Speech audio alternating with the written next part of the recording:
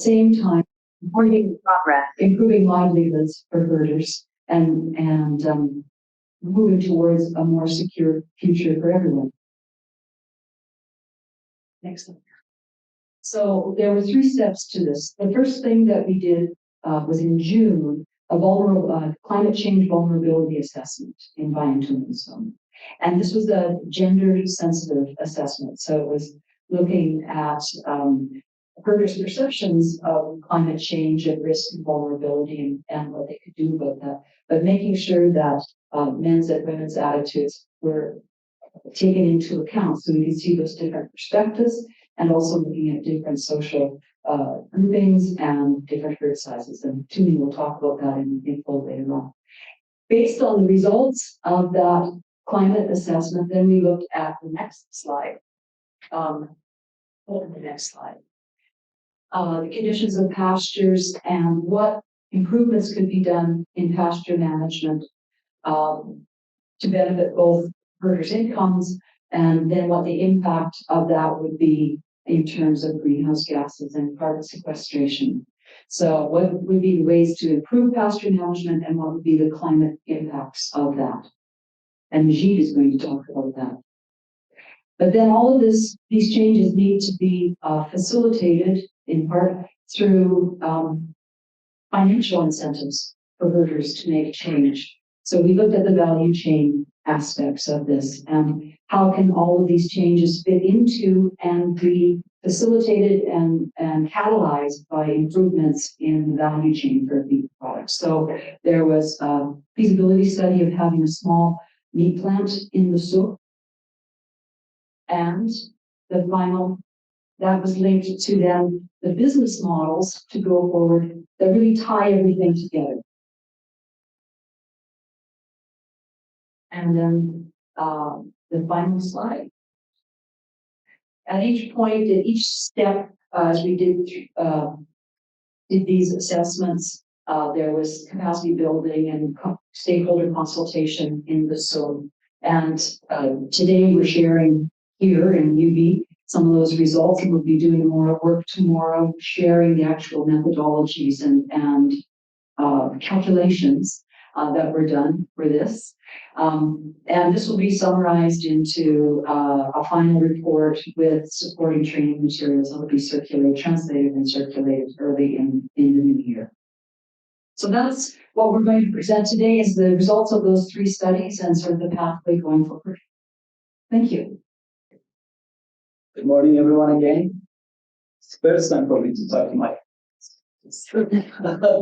but I try to handle it. So, as I said, my name is Majid Iravani.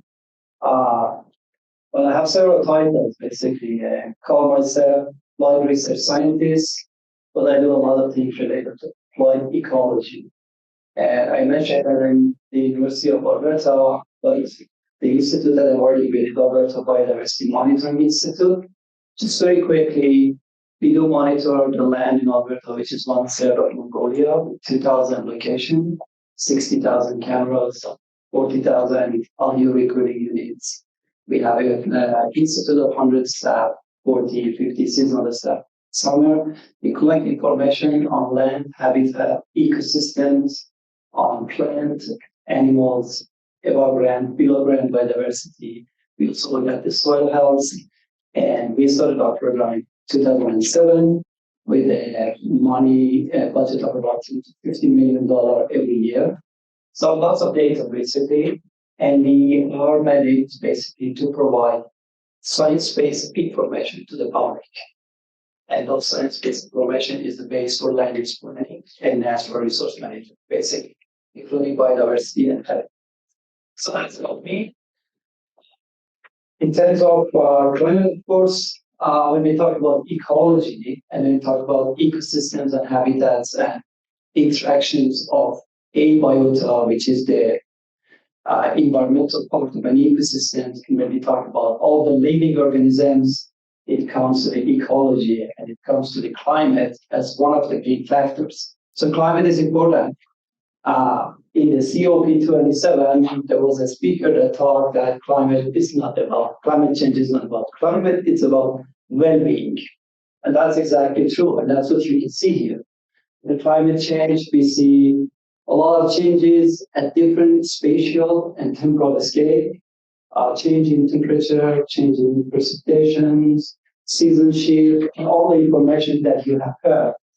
But what really is matter for us and for local and for herders and for the scientists, for everyone, for human well-being, human is about the impact. And the impact that we see on our ecosystems and the outcome of our ecosystem, which is environmental goods and services. Those can be like providing information like goods that we need, like meat and protein and olive, like crop production and so on. Or it could be the part that we less value basically. A lot of things in our ecosystem we never value, like climate regulation. There is no credit for that right now. There is no exchange market in many places basically, and we don't value or undervalue those functions that we get from ecosystems. But what matters at the end is about the well-being, and in this case, well-being of local herders. And this is what we were trying to do in this climate change vulnerability assessment that I'm going to explain to you. Like many other areas, including Alberta, including Canada, always it's hard to convince people, some people about climate change. Some other people start to exaggerate about climate change. Governments sometimes, based on the political decision, they don't want to talk about climate change. And sometimes they want to talk too much about climate change. So that's what we see from the climate change. But what matters at the end is that we have to be aware of what is happening in our land and in our ecosystems, because everything that we rely on, specifically in the context of Mongolia, is natural base. The livestock industry is natural base. And so we have to be aware about what is happening. So there are groups that they talk about plant-based, there are groups that talk about impact of livestock on climate change and accelerating climate change with the greenhouse gas emission and so on. Different view, but at the end of the day, we need to care about what is happening basically. And for that, we need to really see that how vulnerable we are to climate change.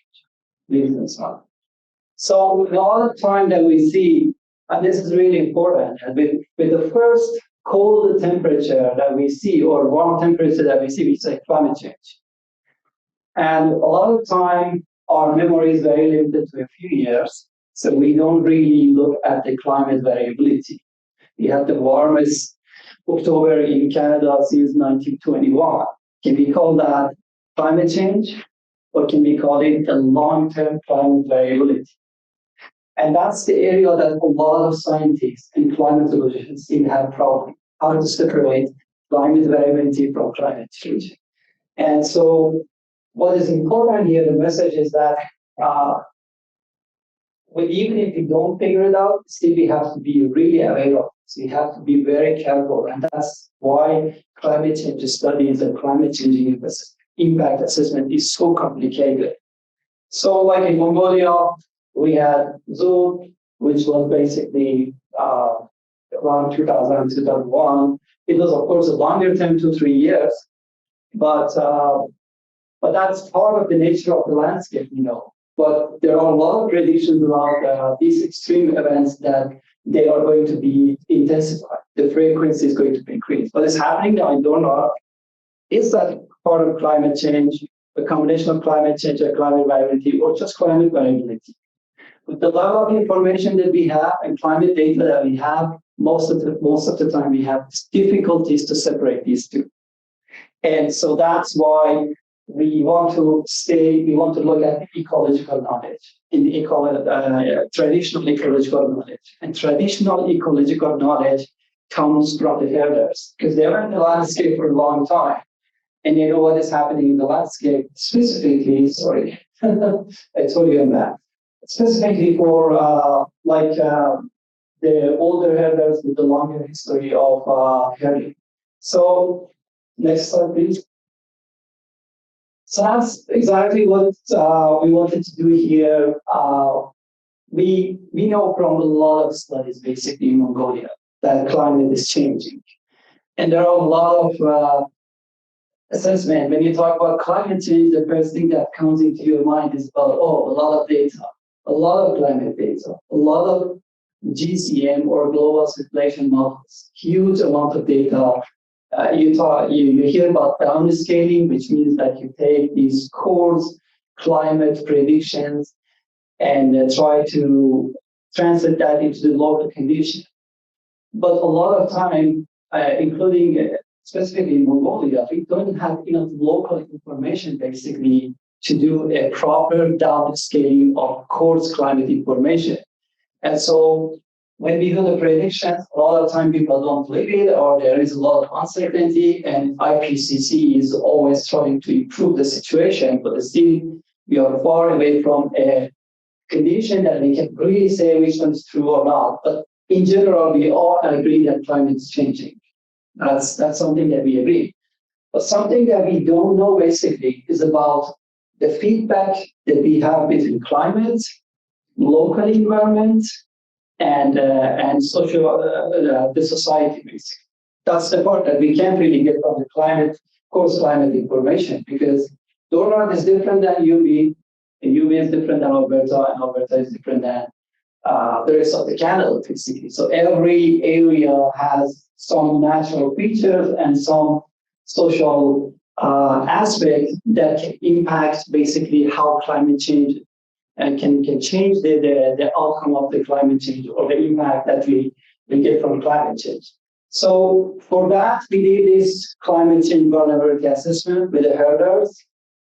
We came in June and we developed a very detailed questionnaires covering different aspects of their life, including their human well-being and how they feel about climate change, and also how they feel about the interaction between climate change and other environmental issues. A good example is about grazing pressure. So there is interaction between climate and grazing pressure, and grazing pressure can accelerate climate, or climate can accelerate grazing, or in both ways, basically. So these are complicated issues that you can't really find from the coarse climate data. You can see here, my colleague will talk more about details of the gender aspect of this study and so on. What is important here from this table is that we try to cover a range of people, basically, from the younger herders to the older herders, with a shorter history of herding, longer history of herding, from female to male, and from different age classes with different education level and so on. And she will talk about that.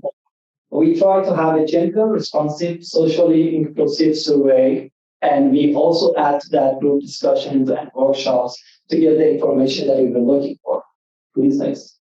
So that's basically what we did based on IPCC 4. We didn't go to risk or natural hazard, which is the newer version of climate change vulnerability assessment.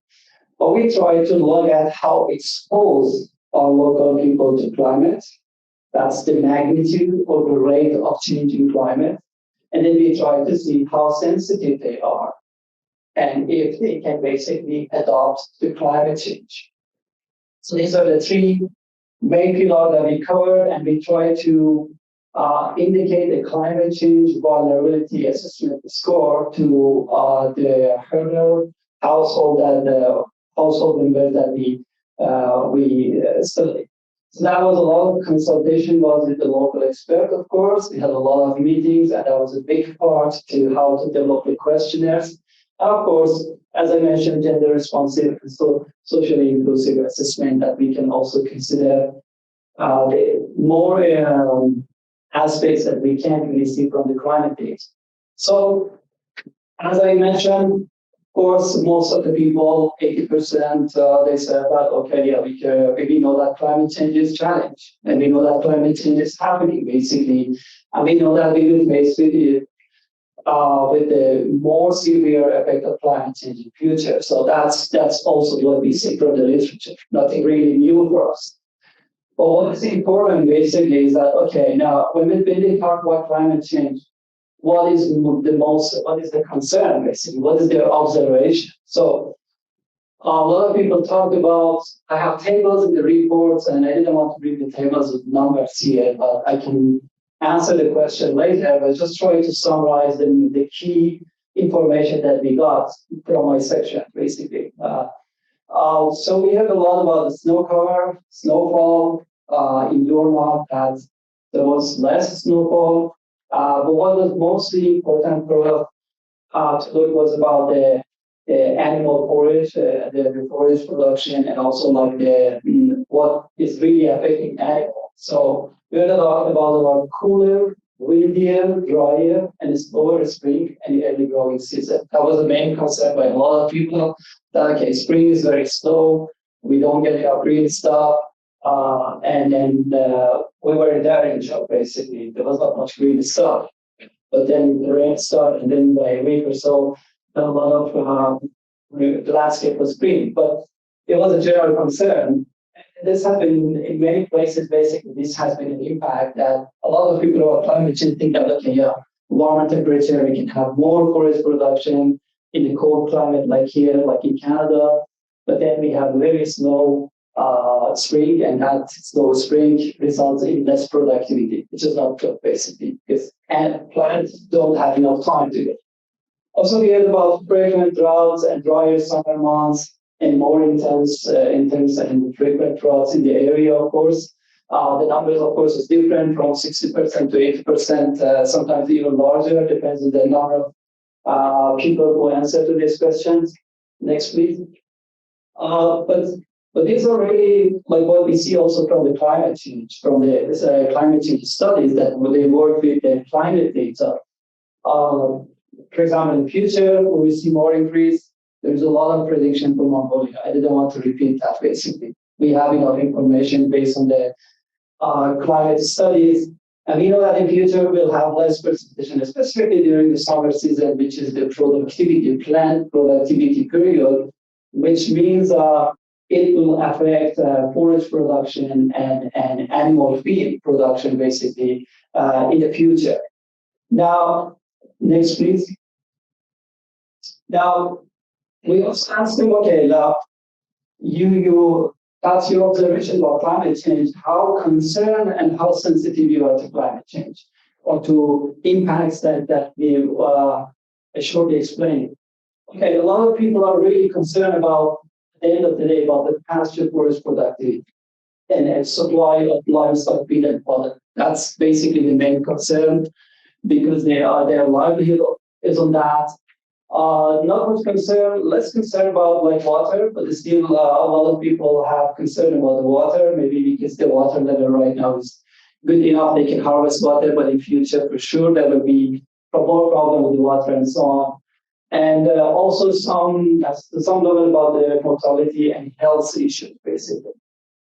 But these are the trends that you can see. I don't want to read all of this to you, but these are the trends that also you can see from the literature. For example, this study that was done in 2015, they showed the mortality rate went from this very low for Mongolia, which is bluish color, basically, started to move as we go through the time, started to move to more like yellowish, greenish, and even some area red, including the Dorman province, which was not much mortality. And then as we get to 2010, we see that the color is changing and it's coming to around 15 to 20%.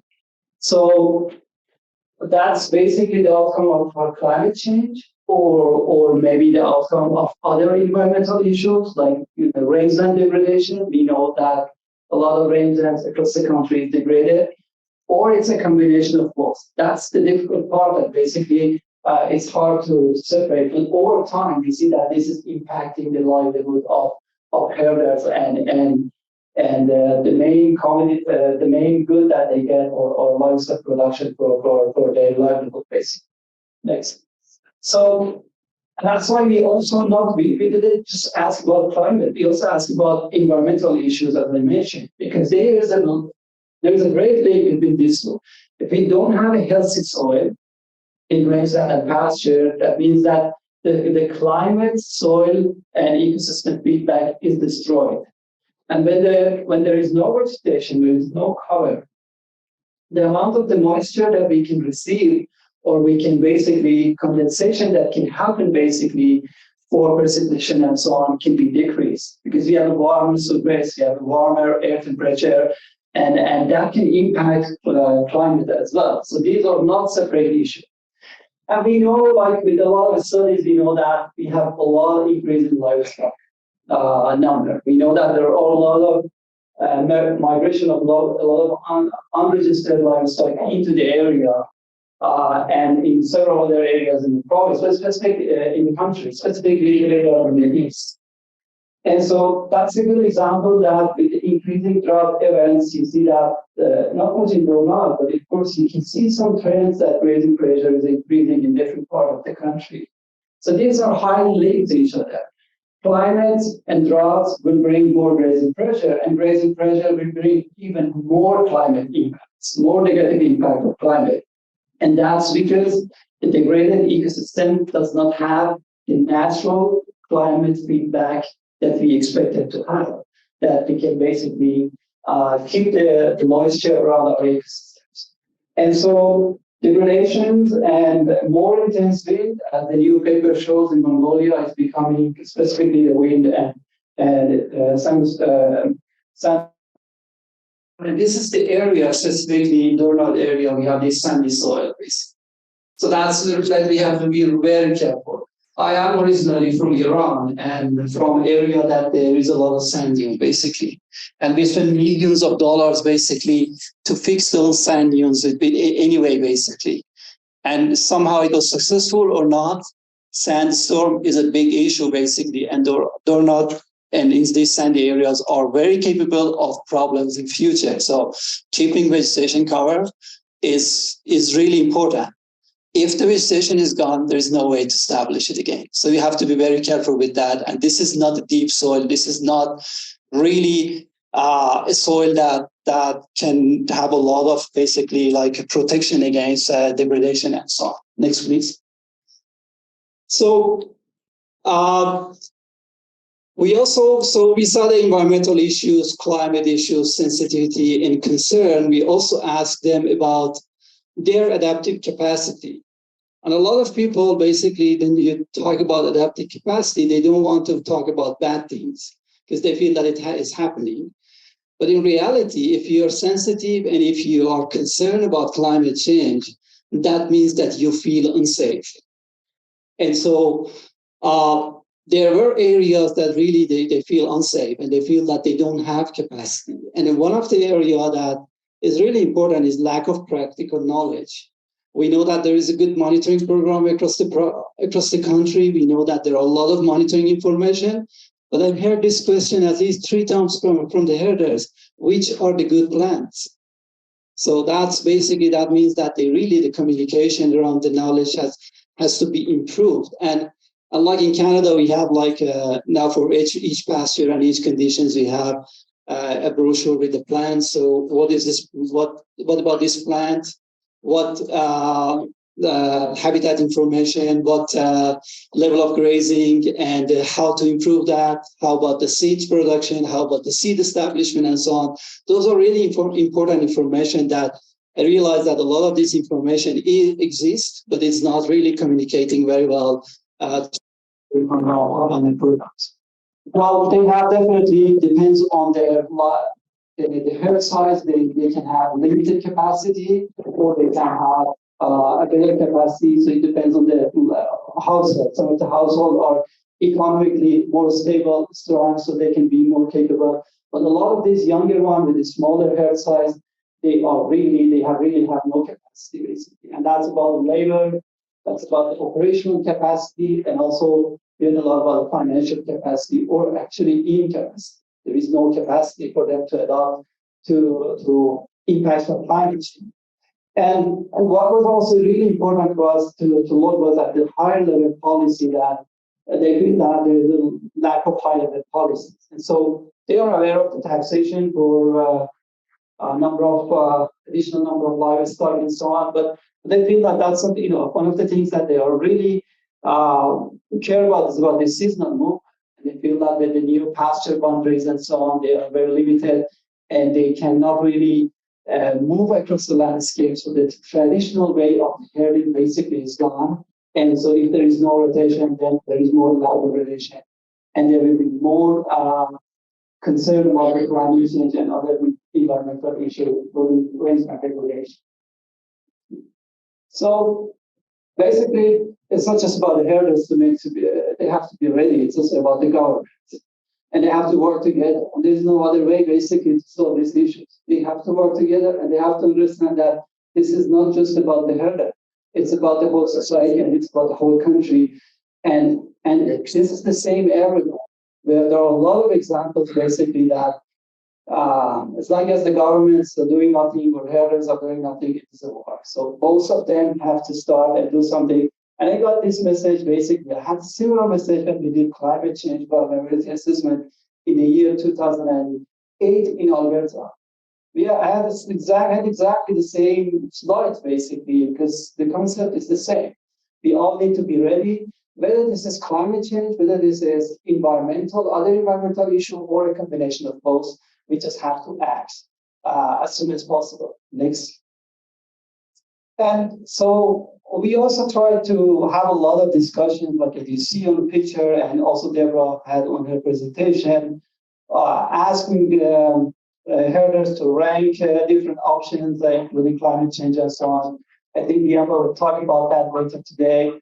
But really, what really we got out of these studies, and the more comes from a colleague, of course, from the climate change vulnerability assessment and the gender assessment, is that basically we can't really just come and just say to herder what to do. We need to understand what is their need and how sensitive they are, and how and what is the options that if they have. So far, it seems that the only option that they have is to increase the population of their livestock, because if there is a harsh climate, they will lose livestock 20%, 30%, 40%, or even more. So they want to keep enough livestock basically to survive. But that's part of the grazing pressure and increasing the land degradation across the country.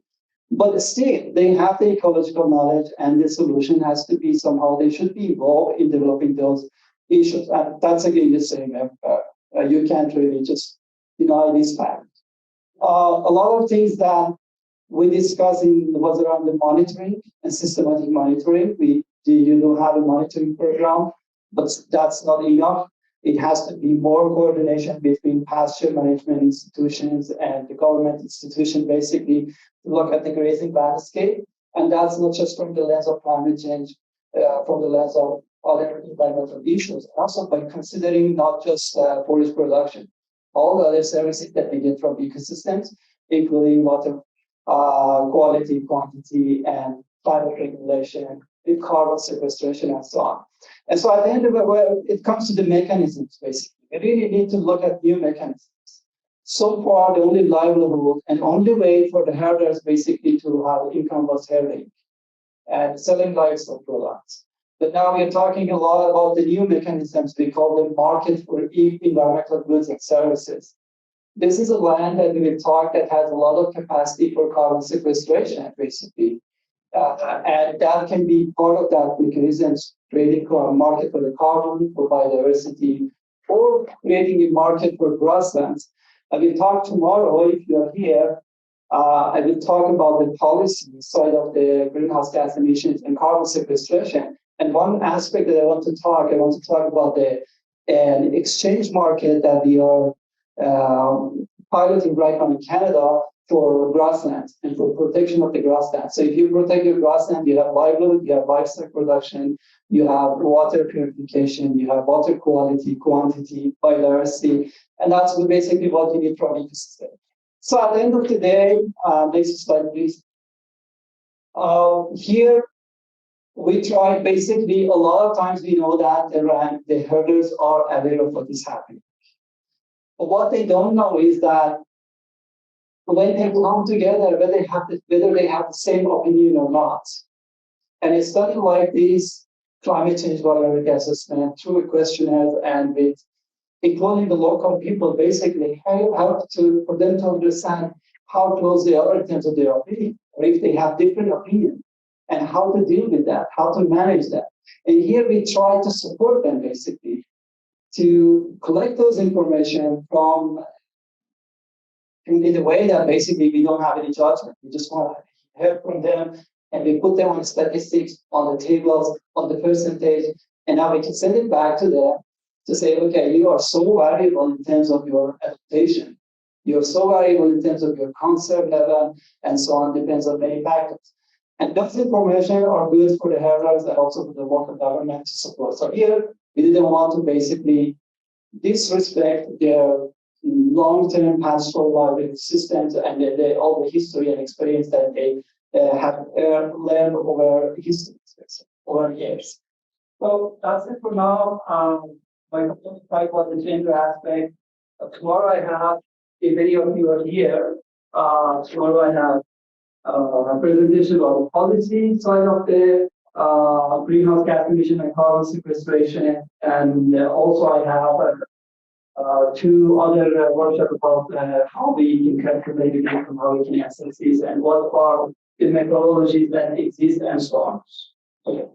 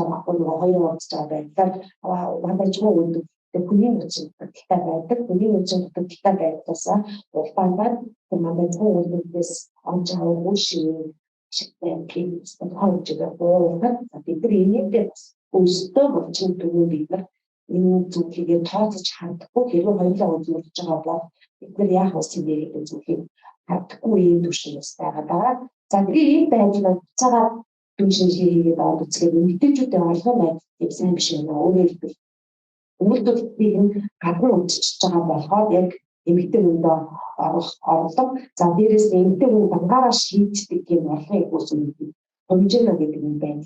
Өөрөөр хэлбэл одоо хуваагдах гэдэг яг зарцуулалтын нэгэд тойрны онцгойд өвдөр амьдарч байгаа хоёр томд хуваагдж байгаа байдлын зарцуулалтын хэмжээг шууд нэмэгдүүлээд буцаагаад өгүүлбэртэй бүрэн оруулаад явуулж байгаа юм. Тийм өөр ашигтай байдлыг хомжиж байгаа. Тэгэхээр зарцуулж байгаа байдлыг хараад үзэхэд магадгүй хүүхэд болон эмэгтэйчүүд зарцуулалтын түвшин өндөр байгаа боловч яг нөгөө яаж хуваагдах юм бэ? Юу зарцуулах юм бэ? гэдэг ийм мэдээлэл байна гэдгээр хараад үзэхэд одоо асуулт асуултанд өгөөр бас эмэгтэй бас тийм таатай биш байна гэдэг харагдсан байна. За тэгээд дээрээс нь биднээс шаагаар болохоор ер нь бол бүтэлийн үйл ажиллагаа мэдээчүүд маань хаана орцоод байна. Тэгэхээр хамгийн хавцж байгаа юм гидс дотор цэвэрлэг гэдэг энэ түвшинд оролцохдоо бусад үйл ажиллагаанд эрхтэйчүүд угаасан юм байна. Дээрээс нь нэг ажиллагдсан манай зэрэг бүтэц ажиллагдсан юм болохоор мод тэмцэж байгаа хад хавлуулж байгаа мандат оруулж байгаа болцооч боловсон гэдэг юм байхгүй ойлгоо. За тэгээд ихтэй холбоотой сургалтын хурдж байгаа байдлыг байна ингээд сул. Тэгэхээр нэг хэсэг бол нөгөө маркетингийн бизнесийн үйл ажиллагаа болгож хөгжиж байгаа байдал бас өчиг бүтгэлтэй байна гэдгийг харуулж байгаа. Энэ үсээс хамаарсан шинж чанартай. За тэгээд шийдвэрийн талаас харахад ихтэйч эргэжтэй хоёулаа эргэтэй энэ яг маркетингтэй холбоотой шийдвэрийг гаргах юм харилсан байна. За хамтлагчдаа хинэн одоо ороод байна гэдэгтэр эмэгтэй нөгөө маркетингээс орж байгаа хангалттай хийдэг гэсэн юм хариулт гарсан. Тэгээ ерөнхийдөө яг санхүүгийн шалтгаануудаас хадаад илүү нөгөө хангалттай данс ихнэрийг иргэх бас хэрэгцсэн байгаа байж бас зүйлүүд байна. За тэгээ энэ хөрөнгөний өмчлөлт талаас ингээд үзэхэд мал нэг ингээд одоо нүхний ингээд гэдэг байгаа. Манай дураш гэдэг. Тэгээд энэ 8.5%. За энэ нь болохоор зөвхөн манаас ухааж биш маш олон өвдөж хамаатай зүйлээс ухаануудаар энийг харагддаг. Яг бас ордог орон нутгаас хамаарат сонголтуудыг бий болгоод бас дээрээс нь эхнэрийг заавал тэгдэг бусад гишүүдийг бүртгэдэг ийм шинжилгээ бас орон нутгуудад бий болоод эхэлсэн. Гэхдээ манай зорилгод орон нутгад энэ байдлыг харуулах орж ирээг байна. За тэгээд энэ нөгөө үн хөрөнгийн байдлыг аваад тэгэхээр ихтэй даваад ихтэй тамсаа манай мажик гаяасан. Мажик маань Иранаас өөрөө исламын шашинтай гэсэн тийм үү. Энэ нь бол тэгээд гэмж байгаа болоод эд хөрөнгөө нэгдээ одоо ингээд бүтэгдэж байж би эмэгтэйгээс ингэж эмэгтэй талаасаа хийж шүү дээ. Цаатаа байна байна. Энэ бол зөвхөн энэ сулгаан дээр маш олон сулгаан дээр үнэрийн бүтээгдэхүүн холбоотой тэгээд үнэрийн бүтээгдэхүүнээс улаагаад бид зээл авах хөрөнгө оруулалт хийж авах гэсэн зээлийн үр дүнтэй юм жоохон хэцүү исламын шашинтай орноос аваад үзэгдэл нэгэн тийм бүтээн байдал байна. За үгжээ хавжааны байдлыг бид бас аваад үзэхэд яг хүүсээ үед бид хаад байхгүй тэгээд ноцтой юм болохоор Усаар авах шинжилгээ үзэхэд залуучууд үгжээ хавжааны газартай байдаг гэдэг юм байна. Асуудал болчихно. Тэгэхээр түрүү шаваач ихэд нөгөө мачтын дундаас бас өөрөө хойшлцсан байж идэг. Тэгэхээр шинэ залуу мовчин яваад ч гэхэд үгжээ хавж байгаа болох уу гэдэг өөрөө бол одоо хязгаарлалт болоод ч гэсэн тэгэхээр залуу мовчтойгоо бид нар дэмжсэн юм арга хэмжээ татах хэмж байна юм хөдөө гэдэг чинь нэг том асуудал байна. За нэгэ юугаар аваад үзсэн гэдэг маттайгаар аваад үзсэн. Цөм манттай гэдэг тийм дүнд үгжээ хавцаагүй байгаа байдаг. Ажилтг чинь. За зөвхөн дотроо бүр нөгөө боловсруулахгүй сургууль банкны нөлөөлсөн. Гэсэн тийм мэдлэг мэдээлэлгүй байгаа юм гэдэг. Басаараа маг болцсон юм нэ үгжээ хүмүүстэй хаагацрыг аваагүй эсвэл угаал хийгээд багцсан юм уу. Ийм зүйл байгаа байна. За дараагийн. За энэ нөгөө бид нар яг баян сумын 4-р банкны хамаалын үрхийн мэдээлэлтэй дүү шинжилгээгээд байгаа. Тэгэхээр эмэгтэй тэргүүтээ үргийн мандат болж 295, эрэгтэй тэргүүтэйг 396, За нийт төрөлхтний бол яг нэг үгний 7.8% гэж байгаа. За би энэ яг графиктай нэг зөвхөн аваад үзэхээр янгас дэш мартаа ихтэй бол яг ихтэй төрөлхтний өөрөөр цөөхөн учраас хоёулаа 10% байгаа энэ төрөлхтний тусдаа. Ихтэй төрөлхтний өөрийнхөө 10%, ихтэй төрөлхтний өөрийнхөө бас 10%. Гэхдээ малынхан тоон болоод ирнээрээ одоо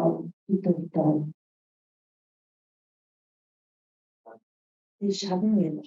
Тийм 45 эмэгтэй төрөлхтний өрхийг 45.7, эмэгтэй төрөлхтний өрхийг 20 одоо хийдэг хэрэгтэй. За тэгээд 600-аас дээш мартаа болоод ирэнгүүт өрхийн тооны хувь хэмжээ маш бага хэрнээ одоо баг 60% 50% марган одоо 20% ногдчих. Тэгээд цаана байгаа дан гаруй одоо 400-аас доош тэр байдлаар 390-ээс доош мал ийм өөртөө тийм хувийн үзчихээ ийм төлөв байдаг. Тэгэхээр энэ баян хүмүүс гэдэг сум бол нэг бичээрүүдтэй багш ярих юм гэж тийм ээ. Тэгэнгүүт бичээрийг ашиглаж байгаа яг махын тоотон бүгдээр даваад үзэх юм бол 20% тал хувийн эддэг 5%-ийн цуглалтай иргэдэн хэдий нэг аюул болон айдууд тэр хэсгийг мэддэг гэж байгаа гэж үзэхээр одоо яг бичээр ашиглалтын талаас модын наймаас хамаарсан үнээр их тусын хаваад бодит үзэлтэр байна. За тэгээ эмэгтэй доктор жил талаас аваад үзсэн чинь нэг л одоо нэг эмэгтэй төрөлхтний өрх маань 1000-аас дээш хавтаа 90% 399-с доош та дунджаар 178 эмэгтэй төрөлхтний өрх 178 мартаа. За 178 мартаа бол нөгөө маш олон одоо мачтны талаар хийгдсэн судалгаа. Тэгэхээр одоо нэг яг төвшний гацхуу уулж та эндээс аваад ахаад нэг яваа томоохон асуудал байна харагдаж байгаа. За ингээд нөгөө засаглал нийгмийн ордог байдлаар нэг аваад үзэн. Сумын эдийн хэрэгжлийн дарга маань ихтэй төлөвлөгчдийн хувийг юу аваад үзэхээр ихтэй 16, эмэгтэй 5. За тэгээд эдээс нөгөө нэг малч хүний хэм байна гэж үзэхээр 3 эмэгтэй нэг малчин. За тэгээд боловсролын төвшнөр нь аваад үзэхээр баян малчин буюу 1000-аас дээш та эмэгтэй төлөвлөгч маань харин 3 цэцгийн төвшнөр мартай. Тийм. Өөрөөр хэлбэл энэ дээр нэг ширхэгч цөө мартай малчин сумын иргэдийн төлөвлөгчтэй холбоотой төлөвлөгчтэй байна. Тэгэхээр нэг өсөндөө эдийг шийдвэр гаргахтаа бүх малчин өргөөсөө бичээрийн нөгөө банкны тоо дотор авах шийдсэн. Тэр шийдсэн шийдвэрийг шууд ингээд харахад нөгөө цоо мартай ядуу бичтийн ашиг бол ерөөсөө шийдвэр тусгагдахгүй маа гэдэг харагдаж байна. Тэгээд дээрэс нь нэмэгтэй хэмжээний шийдвэр багтай.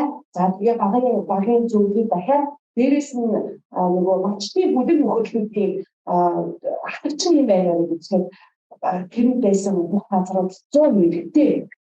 Эргүүдээ за ингээд яг энэ бодтой нарийнч тарах гэсэн нэг зүйл ажиглагдсан. Тэр идэвхтэй багийн төлөвлөгч юу мачтны бүлэг зөвлөлийн дараа тэгээд хүмүүсээ одоо жоохон мачтны бүлгийн ихэнх бүхий хэсгийн ямар нэг сүнжээний толгойтой байна. Хамаац сүнжээтэй юм уу? Найз нөхөдч юм гэх юм уу?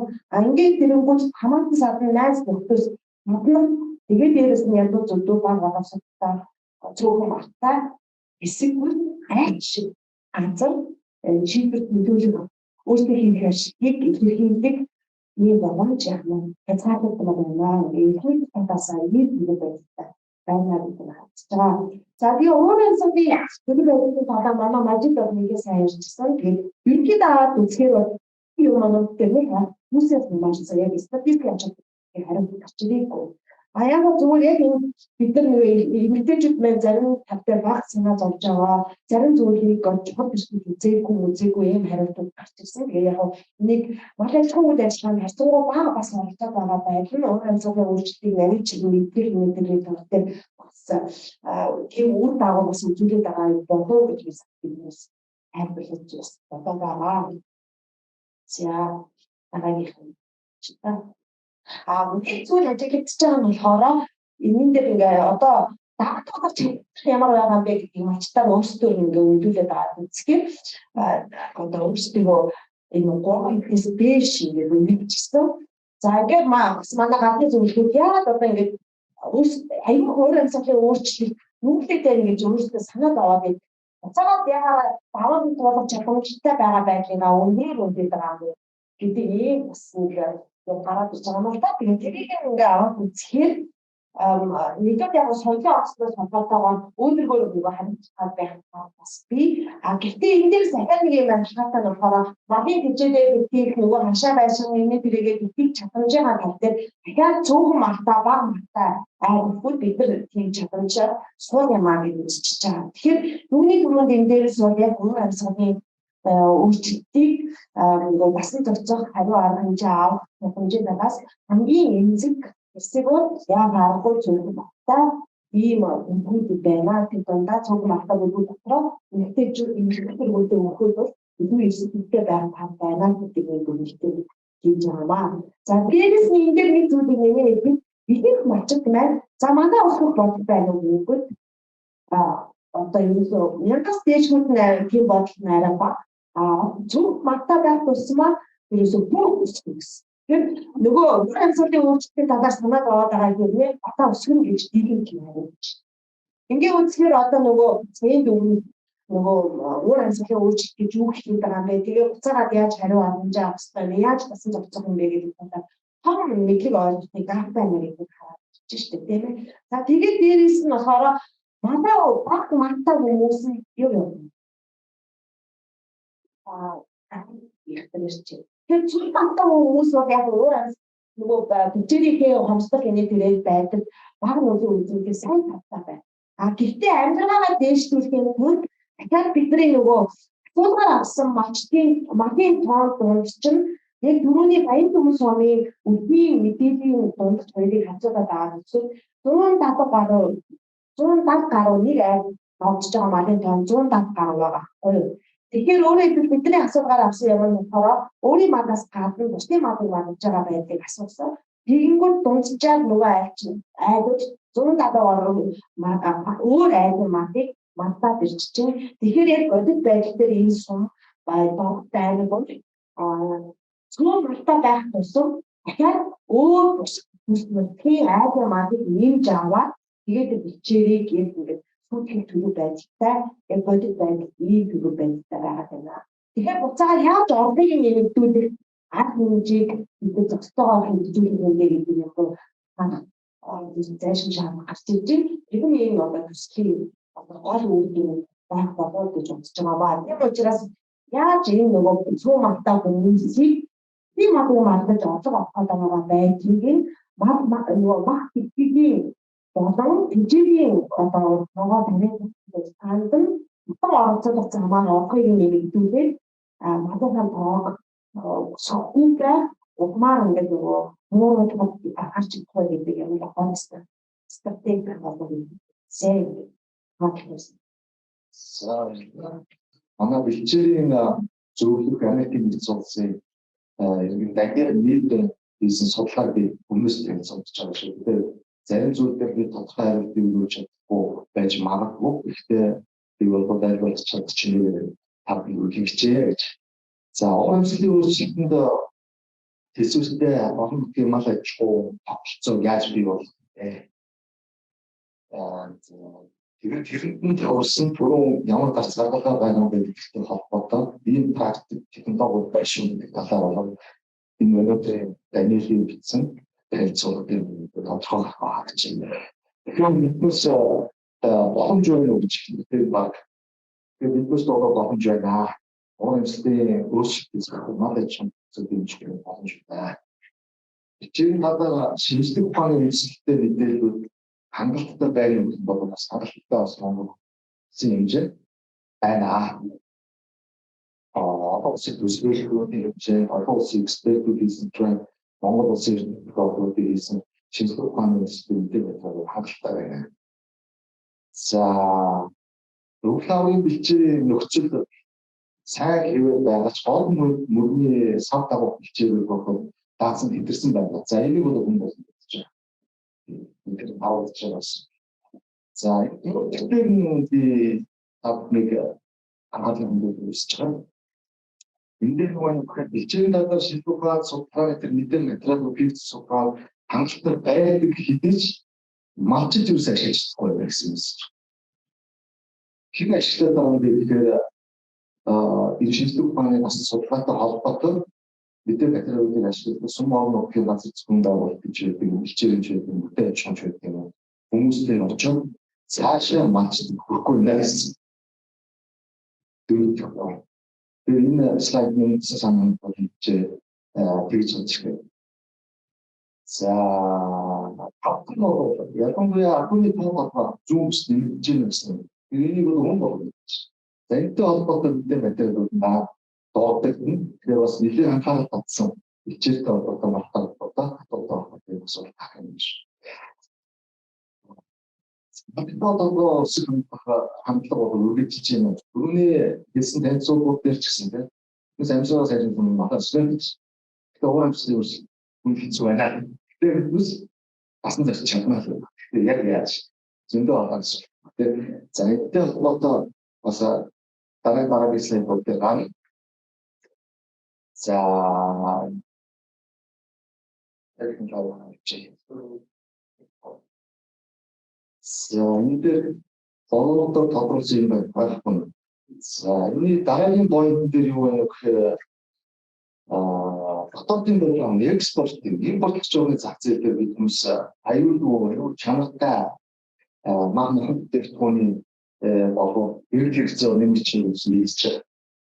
Тэгээ энэ мэдж байгаа гэдэг ямар мессеж өгч юм бэ? Биднээс амжиргаас хайжруулах одоо эдийн засгийн дэлгэрэнт нь орох үнэхээр сайхан боломжийг гаргаж өгч байна.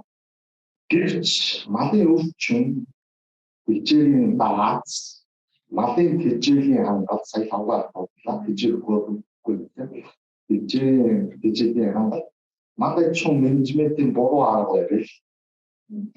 За малчид хоорондын зах зээлийн юус уялдаа холбоо юус байхгүй. За байсан ч гэсэн маш сул байна гэсэн. Ийм.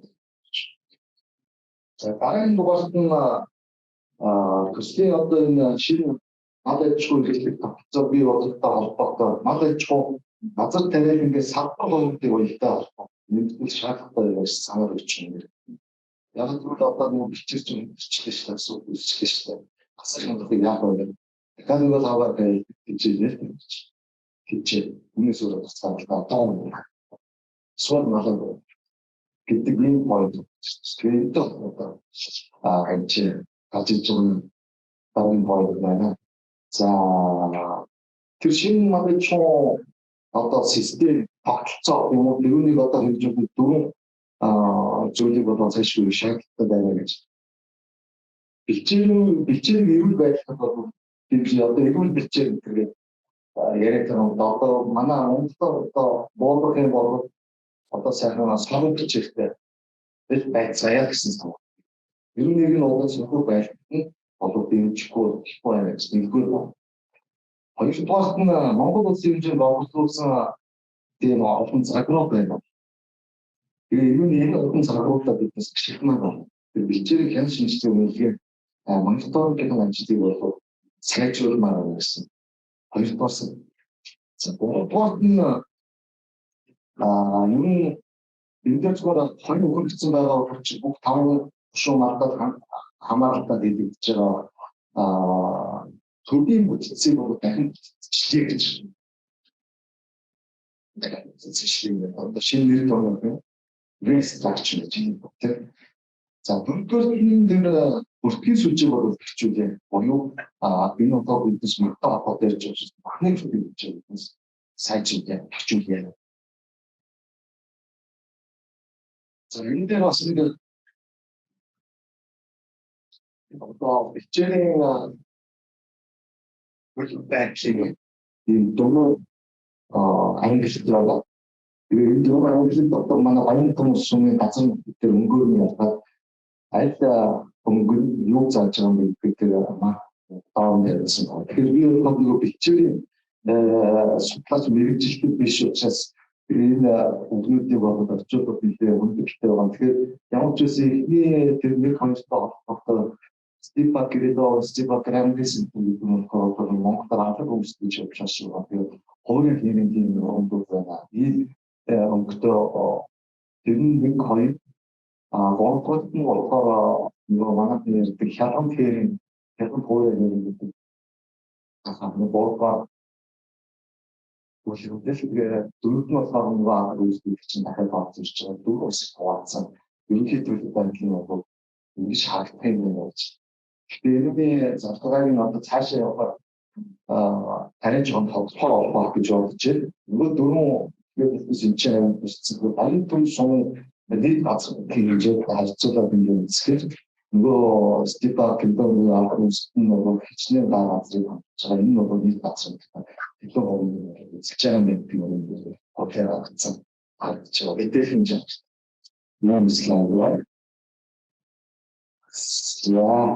За нөгөө би одоо эндээс манай техникийн хийсэн энэ ямар поинтыг илүү ойлгосон.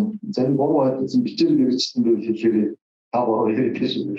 Тэгэхээр энэ дээр Стипа Гридо гэдэг нөгөө жишээ болоод авах биднээс энэ бол галактагдсан газар. Тэгээд галактагдсан газраас ийшээ яваад байхаар одоо энэ гагийн хэмжээ, гагийн онгоцын хэмжээ, нэг гаад хамаа онгоцын хэмжээ килограмм гэж хэлсэн байна. Тэгээд S юу гэдэг нь болохоор нөгөө шийд юнит буюу 20 толгой шилжүүлсэн малын тоогоор ингээд тавьсан. Тэгэхээр 100 га хичээлийн талбай дээр 30-34 толгой 20 болоо хичээлдэг ийм одоо нөгөө атаг үүсгэх юм үйлдэлээр байгаа юм байна. Гэтэл хоошоо явж ирээд ингээд хавхаар бид нөгөө хавтагдсан газар дээр буюу нөгөө хичээлийн нэг гад болж байгаа уцын хэмжээ маань энэ ч одоо 2.15 дахин болчихж байна. Нэг тоон дүүс ордог байсан нь 425 кг болж байгаа. Үүнтэй холбоотой энэ 100 га талбайтай хичээл хамгийн тоо маань бас 34-1.5 дахин болоод байна. 34 толгой 100 га дээр хичээл тоглосон бол бэлчээр тоглосон нь бол 100 га дээр 20 толгой хичээл болчих юм гэсэн. За энэ бол нөгөө хуулийн дээр ингээд явуулсан байна. Энийг нөгөө тайлбарлах гэж бодож байна. За энэ дээр багийн энэ бол бидний сонирхолтой статистик мэдээлэл чаа. За энэ дээрс биднес юуг нь хамгийн түрүүнд олж харах ёстой гэхээр хадуу гэдэг зүйлээс харах ёстой. Нийт 2017 оноос 21 он хүртэл биднес статистик үнэтэй аваад түүнийг 25 бод шилжүүлээ. За ингээд коэффициентийг энэ чинь гаргаж ирэнгүүтээ эднээс юу гэж юм нэгээр энэ бол малын тоо толгой 57% өсөж байгаа. 5 оноос 21.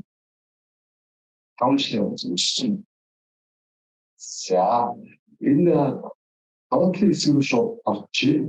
За хэдийгээр энэ үсгэлтийн энд нийт одоо нөгөө адууны эзлэх хувь маань 15% эзэлж байгаа боловч 27 шилжүүлээ. Доош нь ингээд бодоод оруулаад ирэхээр 45 тийм үү. Хичээлийн 45% идэж байгаа гэсэн юм. Нийт 5 шүү маань 15% хатуу эзэлж байгаа. Боловч нийт хичээлийн 45% идэж байгаа гэсэн. 15% маань 45%. Үндсэн 55% 4 шүү гэдэг. Ийм сонир үр дүн байна. Тэгэхээр за тэргийн юу болж байгаа гэж. За энэ бол түрүүн давтагдсан цугсан дурдаад явж байна. Бид нөгөө өслийн гол оролцох шаардлагуудад тодорхойлоод тэр улсуудаараа бидний тодорхой хэмжээгээр даалгавар өгөх. Аамар бол нийт тэргүүр хэрэгжүүлж авч хэрэгжүүлэх ажлын одоо аль нь хамгийн чухал гэж үзэж байна гэсэн ийм 12 асуулт гараад асуусан. Тэгэхээр асуултын үр дүн болоо зүгээр юм дээр тавьсан байж. Тэгэхээр ганц нэг нь дурдаад хамгийн түрүүнийхтэй за нууц хуваарь хавж тэгээ малын тоог болохоор бүжгийн даацсан тохируулах нь хамгийн чухал 12 байсан шүү дээ. Хамгийн чухал зөвхөн бүтцээ өөрчлөх нь хамгийн чухал. Тэгээд одоо энэ бол энэ асуулт гэсэн энэ бол хамгийн чухал. Энэ шийдвэр мөн явж. За энийг бол нэг дэлгэрэнгүй тавьчих шаардлага байна таа. Төвөг яасан юм. Ахин дээр энэ тоогснаа гэсэн. Одоо цааны тэр гоогуна энэ хамгийн энэ нэг энэ асуудлыг хэмжээнд бол 10 бол нэг удаа чиглүүлэх ажлын хоёрдугаар бичсэн байна. Одоо бол кезаа зөвхөн Угруу чинь бидний нэг хичээлсэн. Я малаа бол бидний зарыг ажиллах юм. Энэ санаа болсон. Энэ бол дэлгэрэнгүй тавьтаа явах юм бол бид нэлээд цаг авах учраас энэ мастер гэсэн энэ хорон хэлсэн байна. За чигээс юус нөгөө зөвхөн маань гэж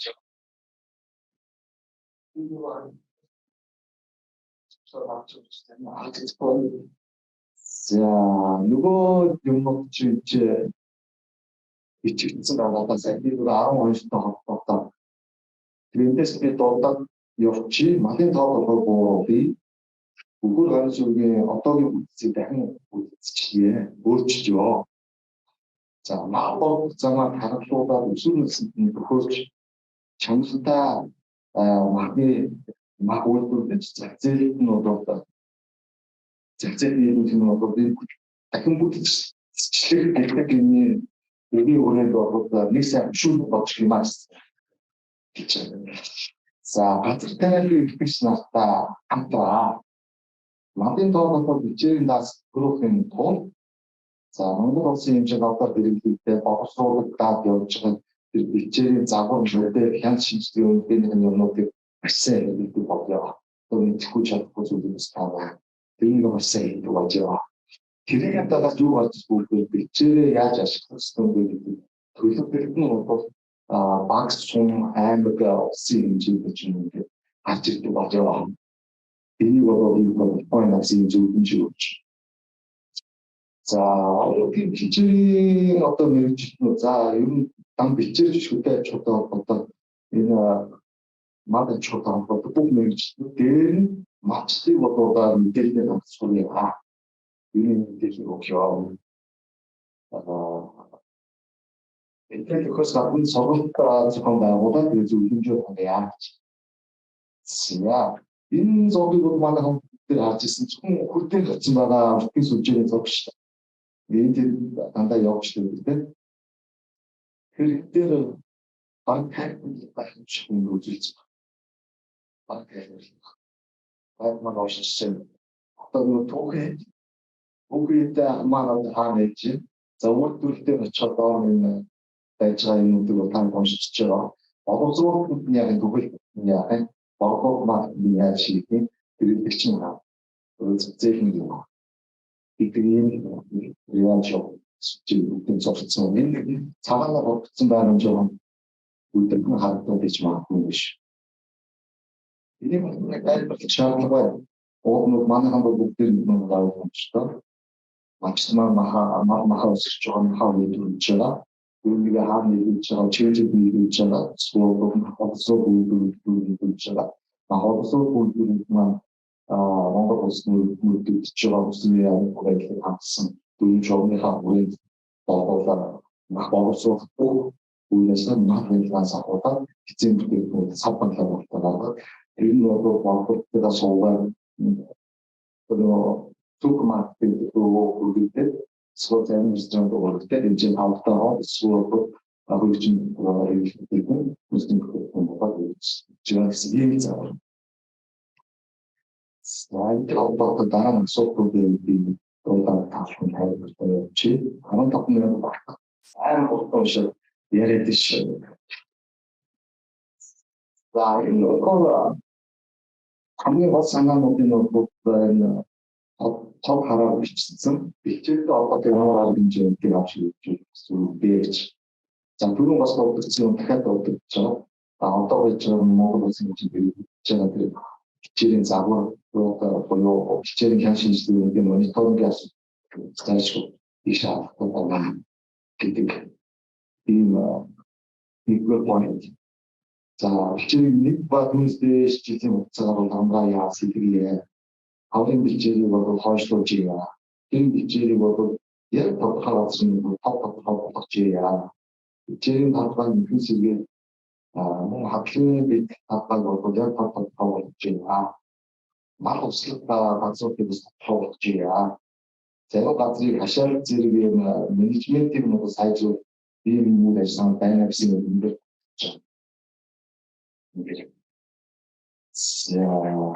Хичээлийн дац нөөцийн хэмжээг тодорхойлж авсан. Болтмоо. За биологийн орны зөвлөлийн хичээлийн төлөвлөлтийг ялангуяа нэг баян төмсөн ярьсан асан хастай байгалийн газрууд гэж байна. Холбоотой юм гэж бодож байна. Тэгээд тэднийхтэй хамтраа бас энэ хичээл төлөвлөлтийг хийж байна. Танил дэжлээ аж ахуйг нь бол хөгжүүлэх хэрэгтэй байна. Нэг настай хүмүүс гэх юм уу, олон настай хүмүүс гэх юм уу гэдгийг хөгжүүлэх шаардлагатай байна. Мачтууд түрүү хэлсэн бичээний мониторинг заашгүй хэрэгтэй байна. Тэгээд мэдээлэл өгөх хэрэгтэй байна. За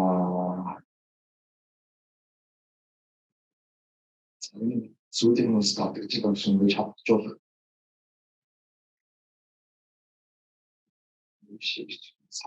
За секторууд дандаа бичээтэй холбоотой гэж байгаа ийм боломжуудаа хэрэглээс ажилладаг байна. Тэр малтай холбоотой ажлуудыг бас сонирхож бичсэн байгаа юм бичээний малтай холбоотой ялангуяа. За малын эрүүл мэндийн асуудал түүний бол хяналт асуудал байна. Малын эмч нарыг сургая. Малын эмч нар техникийн хамт хөрөмжөөс дутагдaltaа байна. Сайн зүйлээ. Малын эрүүл мэнд өвчтөд тэмцэлээр малчдыг сургая. Дагаж мөрдүүлж гол ялангуяа эмэгтэйчүүдийн үгээр орцсон тийм протоколыг даах юм хийжсэн. За үжилт ашиглахгүй малын тоолгоор зөөлүүлье. Хөл малын тоолгоор босоогийн дахин үжилтээ. За малчдыг малын чиглэлийн сүж одоо өсвөр хөр үйлдвэрлэгч чинь дагаад өсвөр хөр биш юм байна. Нөгөө хормон юм ханддаг гэсэн тэтгэс ч бас орно гэж. Өсвөр малын одоо үйлдвэрлэлийг бас сурчлаа. Өнөөдрийн үйлдвэрлэлтийн ихээс цаасан тохыг зах зээл борлуулдаг юм бас нэг юу гарьяа. Цагуурын гарьяа. Сэна дараа нь малчдын өрхийн сүүний хэрэглэлийг хангахын тулд цөөн тооны ашиг шимийг ариунтай сайлын үнэтэй болгоё.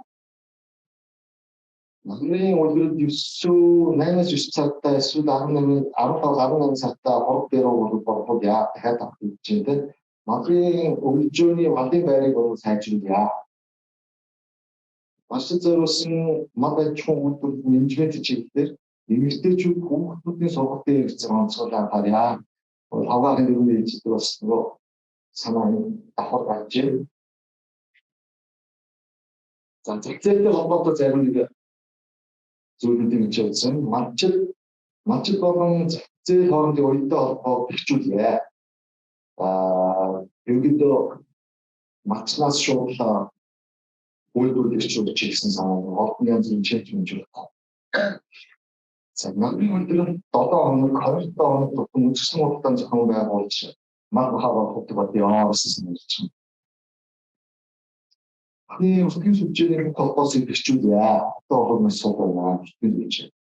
Хичээний өсөлт ижээс үхэр хэмний махыг сорчлаа. Энэ бол нөгөө хагас ирчилсэн буюу бүрэн ирчилсэн мал уучлах биш гэсэн үг. Хичээлтэй малчтай бол ирж байгаа ч гэсэн. Багууд цэгтэй дэмжээ. За энэ дээр бол нөгөө хичээлийн бус одоо хагас ирчилсэн мал уучлах хоёр зүйлс болгож байгаа. За сахилын баг уурын чухал сүүсүүн бүтээгдэхүүний үйлдвэрлэлийг дэмжээ. За энэ одлын төвшин биднээс бас ямар хэмжээ авсан бэ гэдэгтээ бас зөвлөсөн байна. За тодорхой уурлын өөрчлөлт төсөлтэй маргачин бас систем тогтолцоон бүрчилж байгаа. Өнөөгийн бэлчээр мал зах зээлийн сонирхлуудад дүн шинжилгээ хийж хийе. Тодорхой уурлын өөрчлөлт төсөлтэй маргачин хөгжүүлэх шаардлагатай бодлогын зөв хэмжээнд энэ дээрээс удаа авч өгч хийе. Бодлогын баримтчлал тавьж өгч. Гэсэн ийм зөвлөмжүүдийг дөрвөн хэсэгт хичээж гаргасан бай. Яг одоо энэ юу вэ? Жаргал зөвхөн багтахгүй байна уу? Яваад гасан. Энэ бол аюул товчхон тавьтай байж нөгөө цаг маань шахагдаад байгаа учраас за энэ дээдлийн 5 жил гэдэг маань манай Монгол уламжлалыг гэж. Дорн сан болгож байгаа нь болохоор манай нөгөө хичээлийн мэргэжилтний өсвөр нь ер нь мадыг зацсан болдог гэсэн.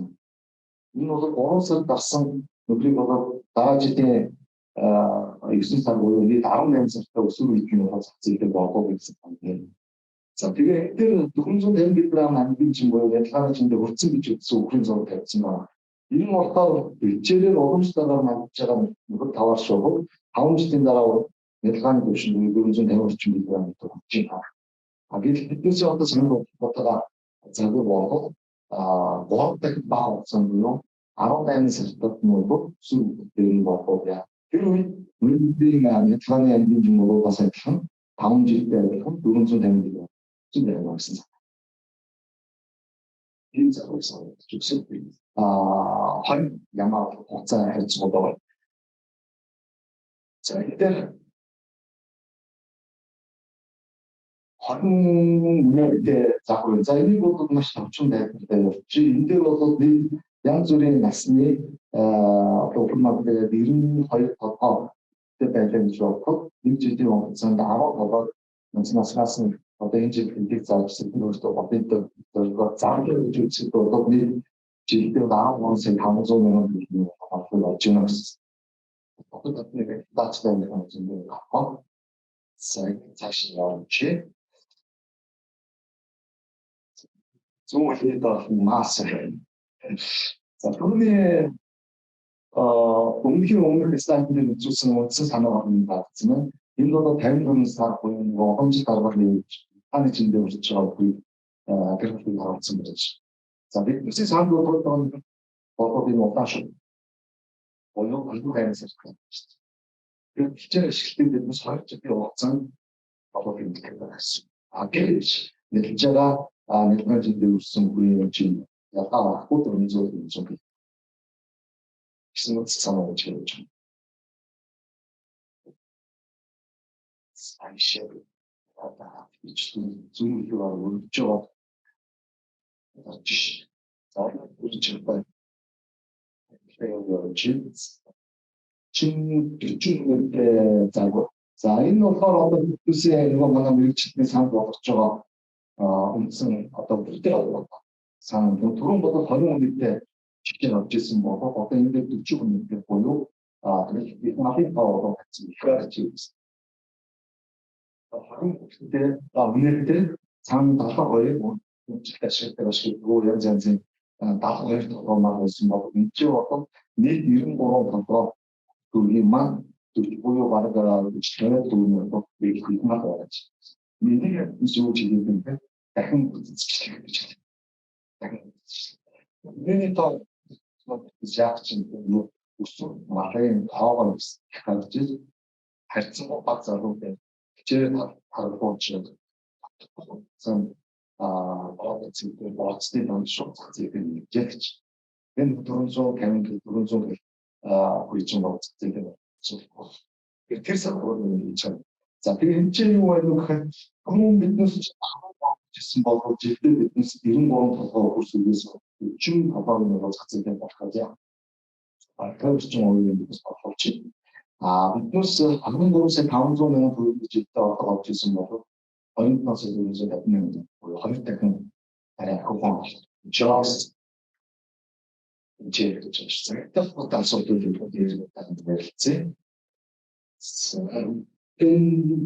энэ одоо одоо Монгол явж байгаа жишээг нөгөө манай хүн тавьсан 3 жилийн хугацаанд буюу одоо нөгөө төлөв шилхэн оролцож борлуулдаг хоньны амдын 40 миллион байна. Тэгээд бид зов зах зээлээр борлуулж байна. Бид цааш борлуулалтаа тааваш хийсэн.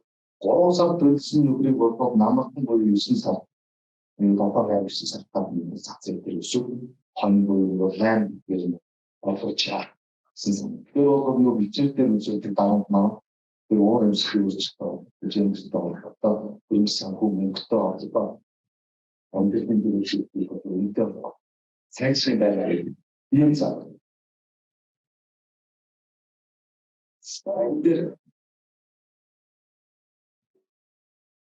Энэ бол зүгээр хүн дээр авсан. Энэ 200 толгой, энэ нь болохоор 100 толгой үнээр хийсэн тооцоо. Яг түрүүний таймшин 806 толгой анкер үзэж жилдээ 150 толгой зах зээлд борлуулаад 18 сая төгрөг болж ирсэн болов ийм үзэл. Энэ нь бол 100 толгой одоо нөгөө дэлхийд юм хамтар нөхцөл биднес 75 жилдээ борлуулаад жилийн ордоор 9 сая төгрөг болох юм байна. Ийм замбар. Энд бол үнэхээр багтаа. Тэгэхээр супер вилээ ярилцээ. Таны бидний дурмаас юм. За үндсэн санаа болов энэ түрүүний хэлээд 8-9 сартаа нөгөө өсвөр хураг яг нь бидний хараа бүлэг болов гэж зах зээл хэлжээ. Гэхдээ бидний орлого их ариучин механик ирсэн оны бол 3 жилдээ байна. Тэр ямар ч ялгаа биднес нэг лайнс ярьдаг гадаадын ерөнхийдөө ирэлтээс биднес зүгээр оны маар ярьсан байлээ. Зүгээр байна. Залуу хооны системтэй зөвхөн шүүстэй байна шүү. Эмчтэй ярихгүй нөгөө бордоо яриад бид хийж байгаа болж байгаа шүү дээ. Нөгөө яг хүмүүс төрсөн нөгөө шийдэл ингээд болж байгаа шүү. Тэгэхээр энэ ойлголтын зөв юм дээрсэн. Хаачин байна. Я саяны 200 андэр авсан жишээ 100 андэр авсан жишээ бас үүний бүгдээр авсан жишээ яагаад шан this нөгөө борлуулалтын жилийн томноор адилхан төсвөрүүдээр зам борлуулаад өөрсдөө ачаал багах нь бол болж байгаа орлогын хэмжээний үндэс нэмэгдэх юм байна. Насад нэмэгдэх юм байна гэж. За тэгээд хамгийн сүүлд нь одоо биеийн зүйл маань бичсэн байгаа. Үйлдвэрснийг биднес борлуулах юм уу? Эсвэл борлуулах хэмжээнд үйлдвэрлэх юм. Ийээс хаач борлуулж хийж авах тодорхой бахан маань зүйлчээс биднес хүний багтаад байгаас гэж. Яг нь одоо борлуулалтын консультант энэ борлуулж байгаа. Энэ үйл байдлаа үнээр өгөн асуулт байна. Тэгэхээр макроны үнсэх хэрэгсээс биднес үгийн бүтцээ дахин бүтцтэй орлого ариунтай ачаал багтаа хичээл мөрөв бас өөрийн бас өөрийн хамтын жоо өдөө хангаа энэс марчин интеракцийн суулгах шаардлага байсан санаа энэ бас слогнаар хийж үйлдвэрсний заргаад хөнгөлөөр явахгүйгээр очлон өөрчлөлт хийдэг. Нөхцөл биднес тэрэн зориулж үйлдвэрлээс. Тэгэхээр яг тийм үйлдэл хана дөржвахаас 200 хамтаргаар юм мань дөржвол илүүтэй за илүүтэй их авчрах нөгөө 200 өөр үнсаа. Сүнгийн дээр байгаа гэж чинь санаа. 200 биш өөр тийш нэг чинь юм болж байна. За ийм хэлбэрээр шийдэх ойлгомжтой. Okay, hello everyone. A little bit complicated, but I tried my best. I have English version in front of me, and they have the Mongolian version in front of you. So hopefully it works. So for those that just joined us, my name is Majid Rawani, and I'm going to present about the greenhouse gas emission and carbon sequestration potential of what BM Buckets explained. And that means about air restructuring and how air restructuring is going to improve grazing pattern and grazing intensity, and then some other aspect that was in Daniel's presentation about livestock improvement in terms of productivity and in terms of pasture management and pasture improvement. So basically, I move to the second slide now. So here I put a summary of what we did. Tomorrow I will explain more about how we got to this number. But what is important to mention here at the beginning is that this was an assessment that was on 5 days of my 5 days of my work, basically. So although we tried to be careful about what we present here, and we tried our best, but we were very limited with the data. So if we wanted to do a study like this with the modeling and with the detailed information, we would need a lot of extra information and a lot of modeling and GIS work and geospatial analysis and so on. But what we have here, I strongly believe that this is a good foundation to talk about the strategies, climate resilient strategies, and also demonstrate that what would be the outcome in terms of greenhouse gas emission and removal. So here, as you can see on the screen, we did a life cycle analysis. That means that we looked at the animal from the lens of what they do in the farm and how they raise in the farm until the meat is ready to be sent, until they're ready to be sent to the slaughterhouse. We didn't look at the post-processing and after meat plant and others. That would be a separate study because our focus was on farming practices and livestock farming. What we did, we look at the GHG, basically greenhouse gas emissions, still on this slide. And so my presentation is in 2 sections. One section is about what you see here, about here, which means direct greenhouse gas emission from animal or from animal waste. So that's in the combination of CH4, methane, nitrous oxide, and we get to a measure that is universally accepted. We call it CO2 equivalent. And in the next chapter of my presentation, I talk about this part of my presentation. And that's about how we can basically mitigate for some of those greenhouse gas emissions with sequestering carbon into the process. So that's the second chapter. For the first chapter, what we did here basically, we looked at the literature carefully. Tomorrow I will explain more about all this information. We look at the literature carefully and try to come with a range between minimum and maximum of the GHG emission intensity per head of livestock per year.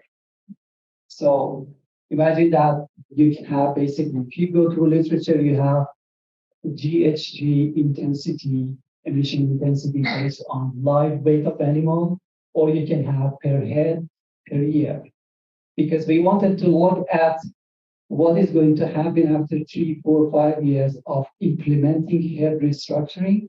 We looked at the final year and we assumed that what if we restructure our herd an average a livestock herd for an average household.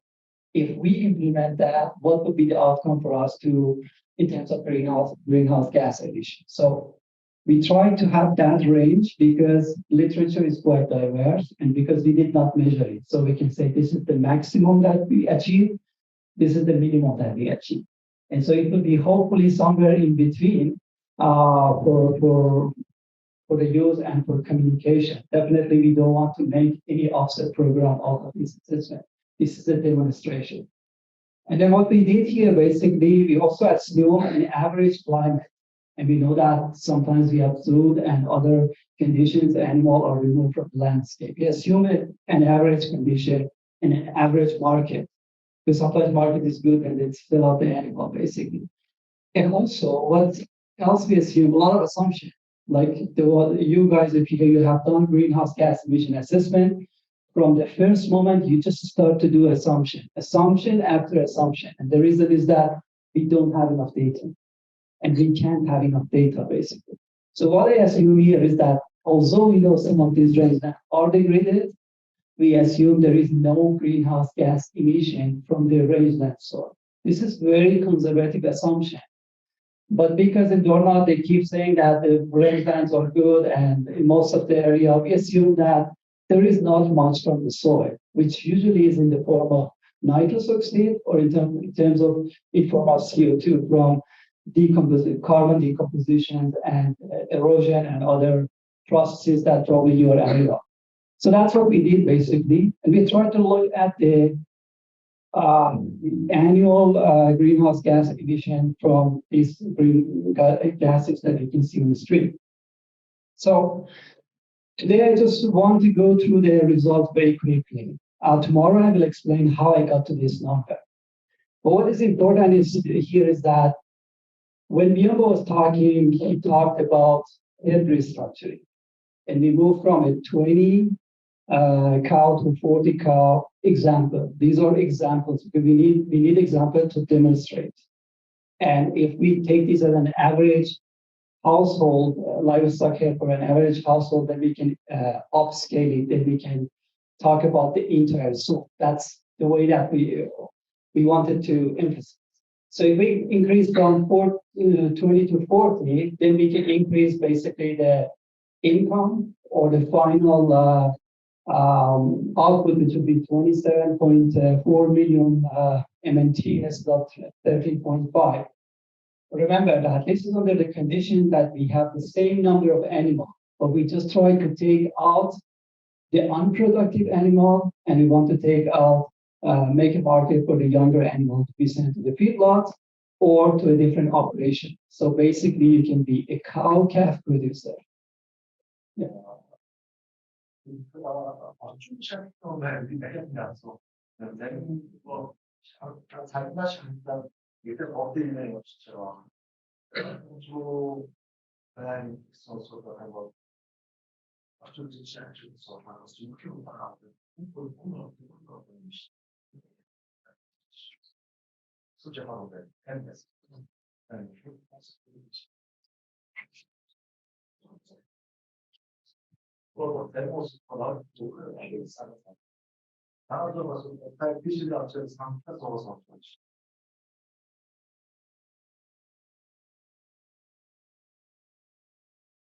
Everything is wrong about me.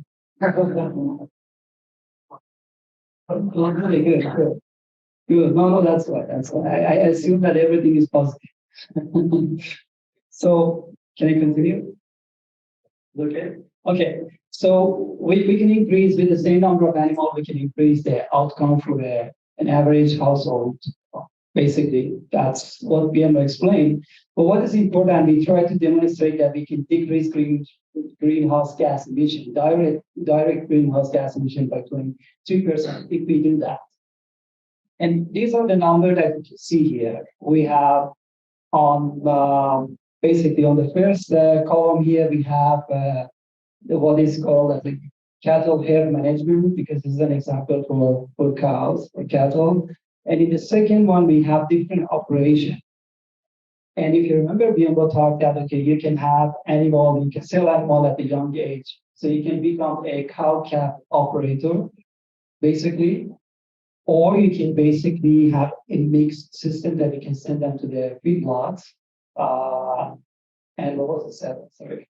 So you can go with the cow-calf, you can go with the grass finish, which means that what is done so far is basically grass finish, the traditional way, or you can send them after a certain age to feedlot to fatten and then send them to the market earlier. So based on the literature, when you go through the literature, you see that you can go to an emission density of 27 to 38 kilograms CO2 equivalent per year, basically. That's That's basically what you can get from the literature based on the live. But now, if we implement all of this head restructuring and so on, then we start to see the changes. If this is the traditional condition, then as we implement all this head restructuring, only head restructuring, if we go with the cow-calf operator, we see a lot of decrease. This is the absolute decrease, and this is the percentage of decrease compared to the traditional way that we do now. But if you can see here with the feedlots option, we get more greenhouse gas emission reduction, and that's quite normal because with the feedlot, you feed animal with a higher quality food, which means less methane, less greenhouse gas emissions, and so on. And the animal don't use much energy to look for food. But if you continue with the grass finish, as you can see here in the second row, you see the numbers are still red. So there is no decrease, basically, because animals still have to spend a long time to stay in the pasture, and that means they get fat and then they lose weight and so on. And so they look for food, and the quality of food is not good, and the greenhouse gas emission, the direct one, is really high. So with the cows, with the example for a cattle herd, you see still we can do a lot. Specifically, we combine it with the feedlots. Now, if we move to the next slide, which is about sheep, you can see with the sheep, is when everything is green here, you can do a much better job. The percentage is much higher, basically 43% you can remove. And the reason is that, well, sheep are not really great emitter of methane. Cows are well known for methane emission, right? So you move from a 20 model shaft to 40, you have more cows in your head, and basically it's really hard to balance the greenhouse gas emissions, specifically methane. But for sheep and goats, it's much easier because they're not great emitter, basically. They're smaller sort of animal. If you implement this compared to the traditional condition, you see that you have several different options to improve greenhouse gas emissions, and it can go down up to 43%, basically. And more interesting, sorry, if you go back to that slide again, more interesting is about that how you can get close to what is basically now New Zealand, country of New Zealand's product. The country of New Zealand recently released a report about the most sustainable land production system in the world, because they have pasture-based, and they are very proud. And so if you look at this, the numbers can come closer to that. I will talk about that tomorrow when I talk about the policy session, and then go through the details of that report and compare it with Mongolia as well. So next slide, please. So the next one is about the carbon. Very quickly now, we move from the upper part to the lower part. The ideology is that you do have restructuring, and when you do have restructuring, you can decrease by 20%. Or 30%, you can decrease the number of animals. So assume that we have overgrazing, and then we can get somehow to a better grazing pressure, improved grazing pressure. That improved grazing pressure can help us basically to improve pasture vegetation and pasture soil, basically. And also it can help animals basically to be more healthier and so on. So with improvement in herd structure, you can definitely get into a better vegetation condition. If you get to better species composition or vegetation composition, then you have a higher capacity to sequester carbon. And what I observe in most of the rangeland in the region is that a lot of perennial species are gone or are weak. We have a lot of annual species. We have a lot of invasive species. And tomorrow I talk about that how different root systems play a big role in carbon sequestration. Tomorrow, that will be tomorrow. But we need carbon sequestration, again, based on the literature. We try to do minimum and maximum. And we made a lot of assumptions, as you can see on the screen. I don't want to read what is here. Yeah.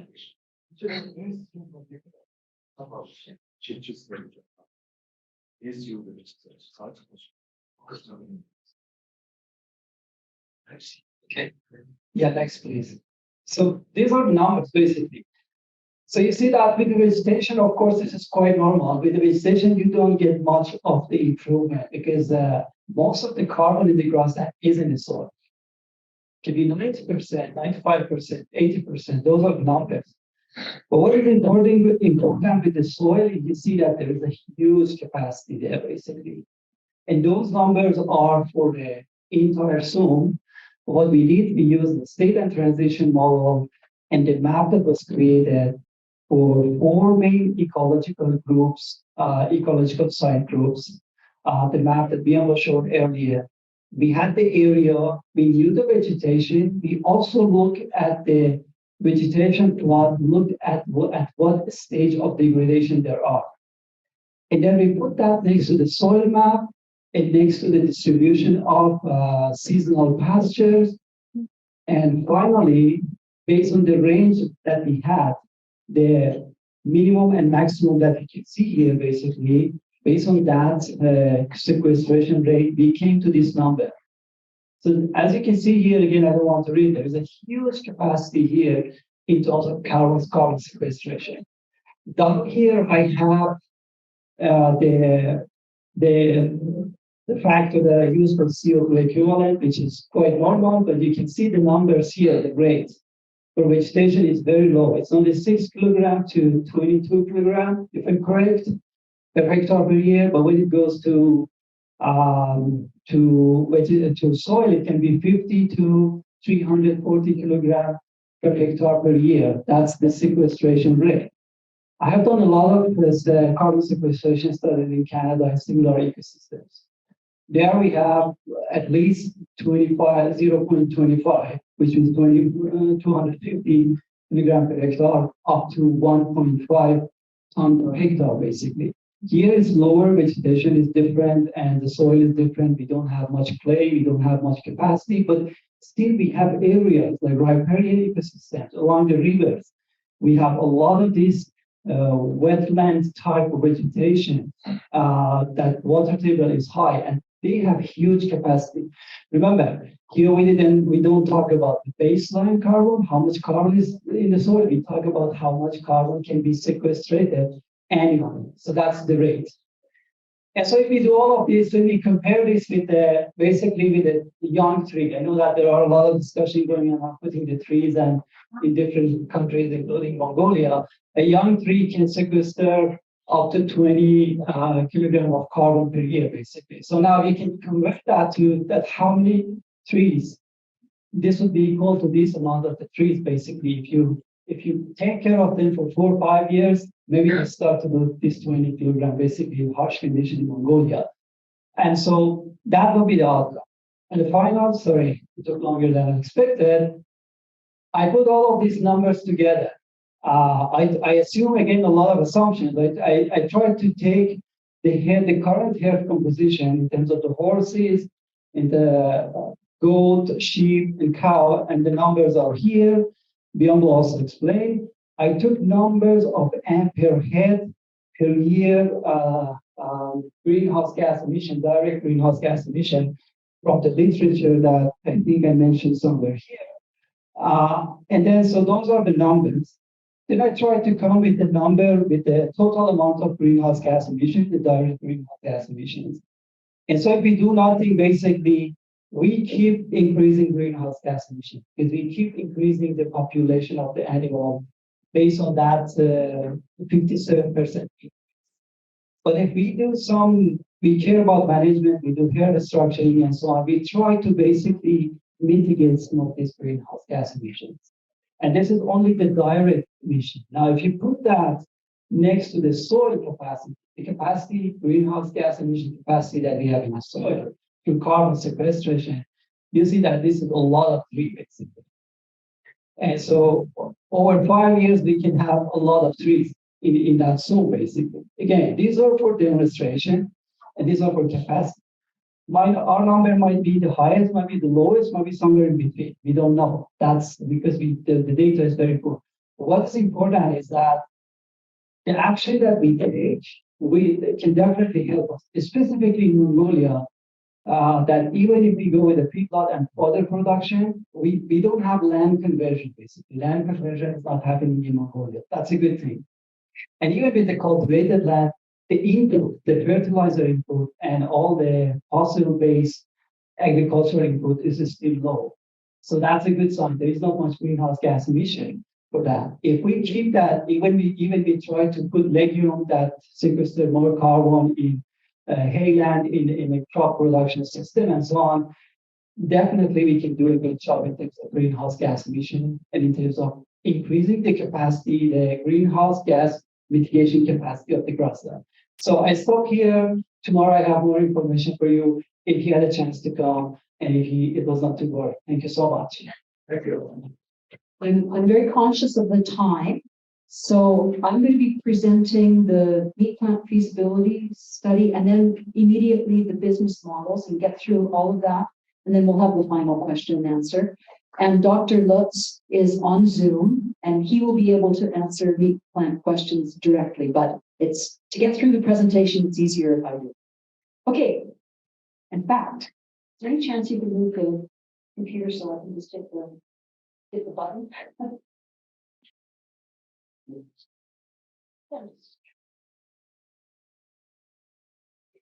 So forward. Perfect. Okay. Okay, so in general, we're familiar with the different types of slaughtering, traditional slaughtering, professional, and combined with a connected feedlot, which would be the golden standard. And of course, traditional is predominant in Mongolia. And there are some industrial slaughtering houses, but they're operating at about less than 15% capacity and struggling, and meat supply is very seasonal. And but there is emerging new value chains and distribution and a growing demand for quality meat and differentiated cuts and prices, especially in the urban markets as the ladder gets bigger and bigger.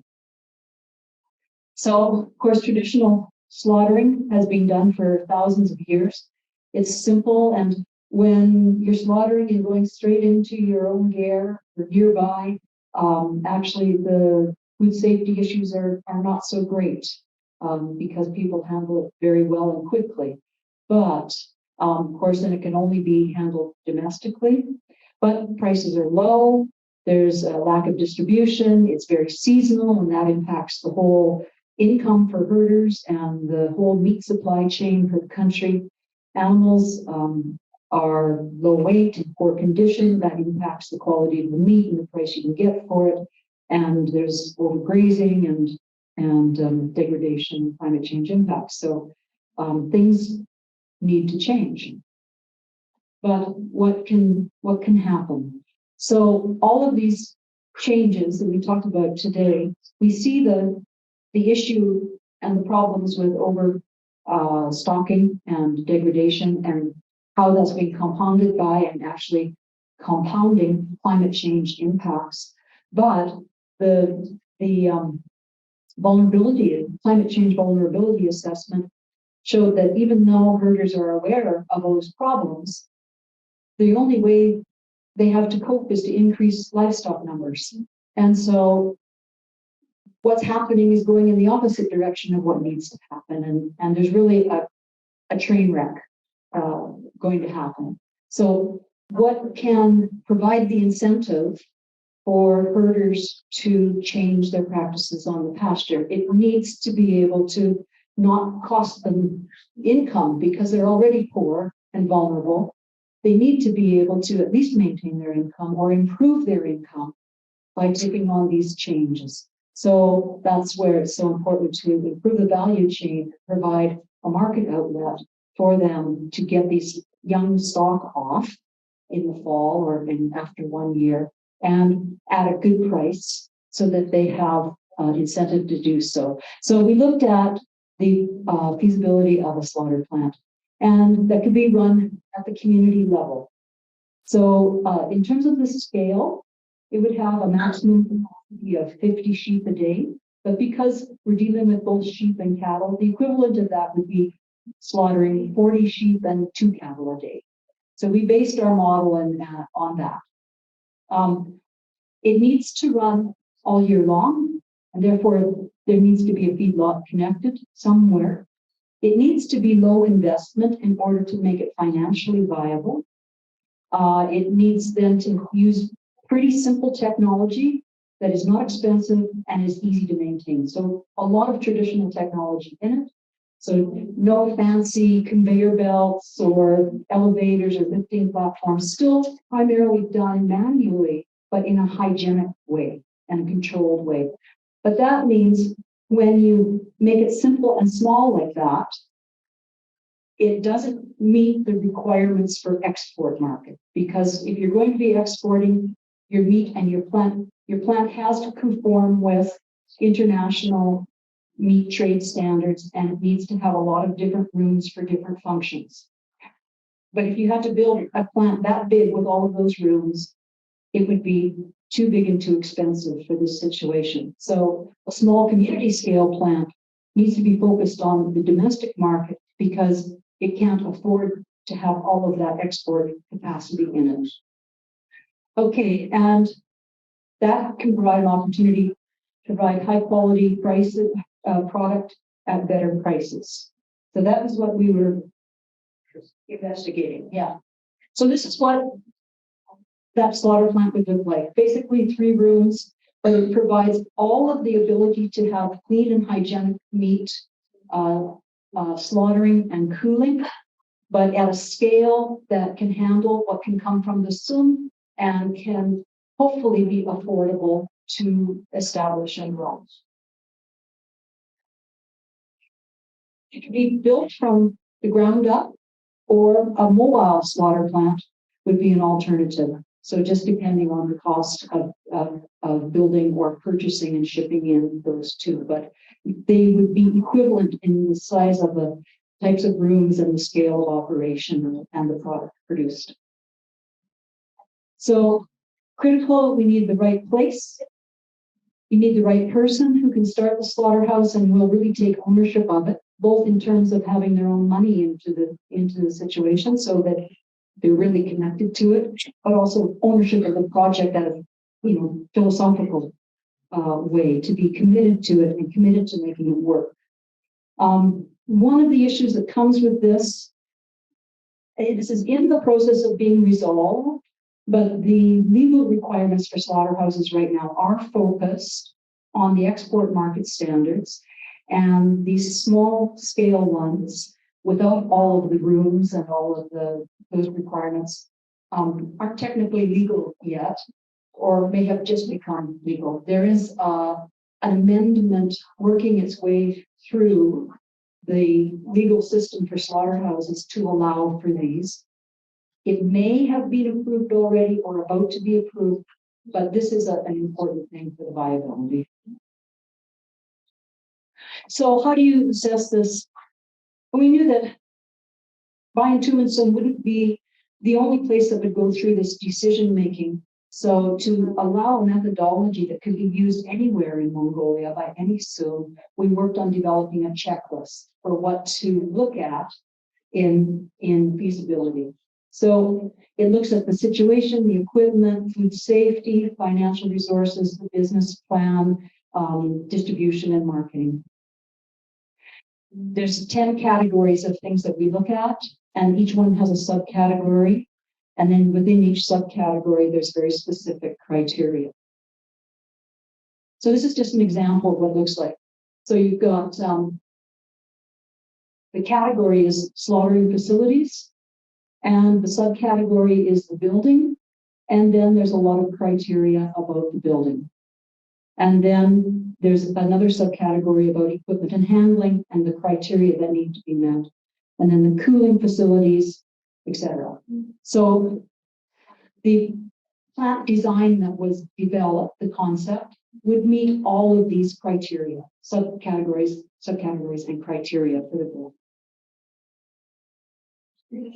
So I just condensed this to look, so you get an idea of what the checklist looks like when it's finished. There's actually 10 categories. and all the subcategories. And this thing looks at what is it today? If you did all scoring on these categories, does the proposed project or proposed site meet the criteria today? But also looking into the future, a second evaluation of what's the potential for it to meet the criteria in the future? Because we know that a lot of places won't meet the criteria today because the power isn't there or maybe the business plan isn't in place. But looking out over a reasonable period of time, 3, 4, 5 years, is it possible for that criteria to be met? And so it compares the two. So looking at doing something in the swim center or at a remote site. Right now, both are missing infrastructure and some parts of the plan, et cetera, and designated people and everything else. But in the future, both sites could make that all happen. What we found when we looked at two sites was that basically either one could work. Each had pros and cons. But some of the biggest criteria, goodbye. There comes down to you can deal with infrastructure, you can deal with site location and waste management, but you need to have the financing in place, the management and the commitment of the owner and leadership to make it work.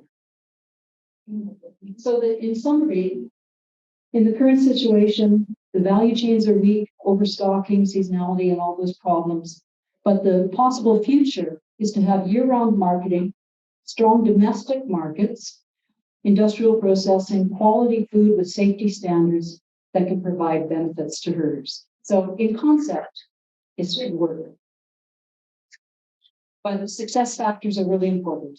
I mentioned the financial resources have to be enough to set up the plant and to keep operating it. And you have a lot of operating costs because you're buying cattle all the time. But in Mongolia, it's so hard because it's so hard to find affordable interest rates and reasonable repayment terms. And this is a really big problem for making a lot of things work, even though they may work in concept. The problem of finance in Mongolia kills a lot of projects before they can ever get started. Livestock specifications, if you're going to run it and have a quality meat product coming out of the meat plant, you have to have a quality animal going into the meat plant. So this is an important part of it. So the connection to a feedlot and to the herders to make sure that that part of the supply chain is good has to be done. Professional management with meat plant experience is really important because there's so many variables that have to be managed. You need that experience there all the time, making those things work. And a really clear, logical, good marketing plan. With a small plant like this, it would be important to avoid the middlemen because they're going to gather the profit margins instead of you. And you want to get past them and gain some kind of market power. This is not a big scale plant. So that problem that comes with that is it's not a lot of product. And so how do you compete and have the market power to get a good price? You don't want to be giving it to all the people in the middle. You want a more shorter chain, more direct connection to your end market. So direct sales to an end consumer, either locally or in Ulaanbaatar. But it would be really important to have a strong, reliable partner in the marketing end that you know where your product is going to be going. This trying to manage all the marketing, sales, logistics is a big job. It's really complicated, and having a reliable partner that is taking your product is very important. So underpinning all of that, the detailed business plan that lays out all of that is really critical to having a plan that can succeed and then attracting the finance that you need to be able to do it. So in summary, yes, it can offer opportunities. There's lots of challenges to overcome. commitment, professional skills, engagement in the community, and finding that market niche, having professional marketing management and being able to focus on all of these things that can help you get a premium price, region of origin, animal welfare, natural rearing, the quality of the products, and being able to get a fair price. For that, okay, that is a quick assessment of the game plans. Now, looking at business models. The business models really pull everything together of how can those recommended changes in herd structure and livestock numbers and pasture management be turned into a viable value chain product that's going to make more money for herders and therefore incent them to make those changes.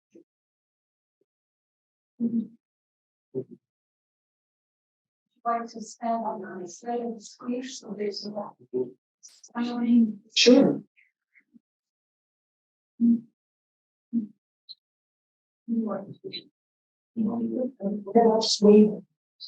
Okay. So we're linking all of those things together. And to do the business models, we looked at some decision tools about readiness. You just saw the one for the plant. And we did another one about the value chain modes. We did some work on gross margin analysis, capital requirements, and risk assessment. Next.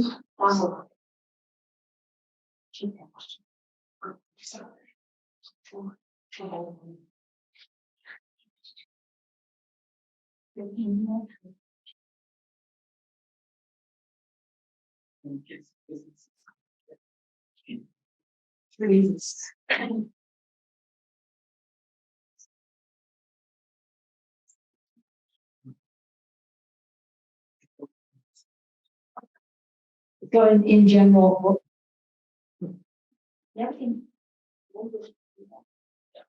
we looked at market and technical issues, and this we have going to have in a checklist, and then the financial analysis of it, and then strategy of how to make that work. Next slide.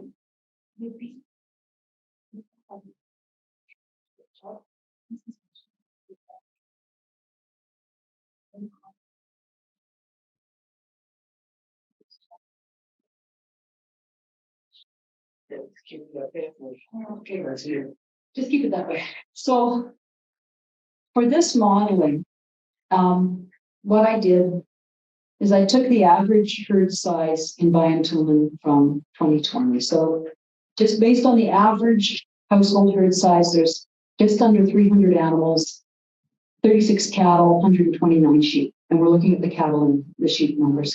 So what I tried to do is work things down to that average household. Majid was busy upscaling data to see how much gas and carbon could be sequestered for the whole Soum. Now I'm going down to a single gear to see what that could mean for household incomes. So with that improved herd structure and revenue, based on that average household with 300 animals in total, given what they're doing now with a lot of old animals and not selling very much young stock, their annual revenues from cattle and sheep sales might be about 10 million. Here, now two important assumptions here. So we restructured the herd the way that they recommended in pasture management area. And just by restructuring that herd with no other changes, the revenue could go up by about 20% for the family compared to that baseline. But when you decrease that, we made another assumption. Some recent research would say that the average weaning rates for cattle in Mongolia it's only around 50%, so 46%. So if you have 100 cows, you're only going to have about 46 calves per year. And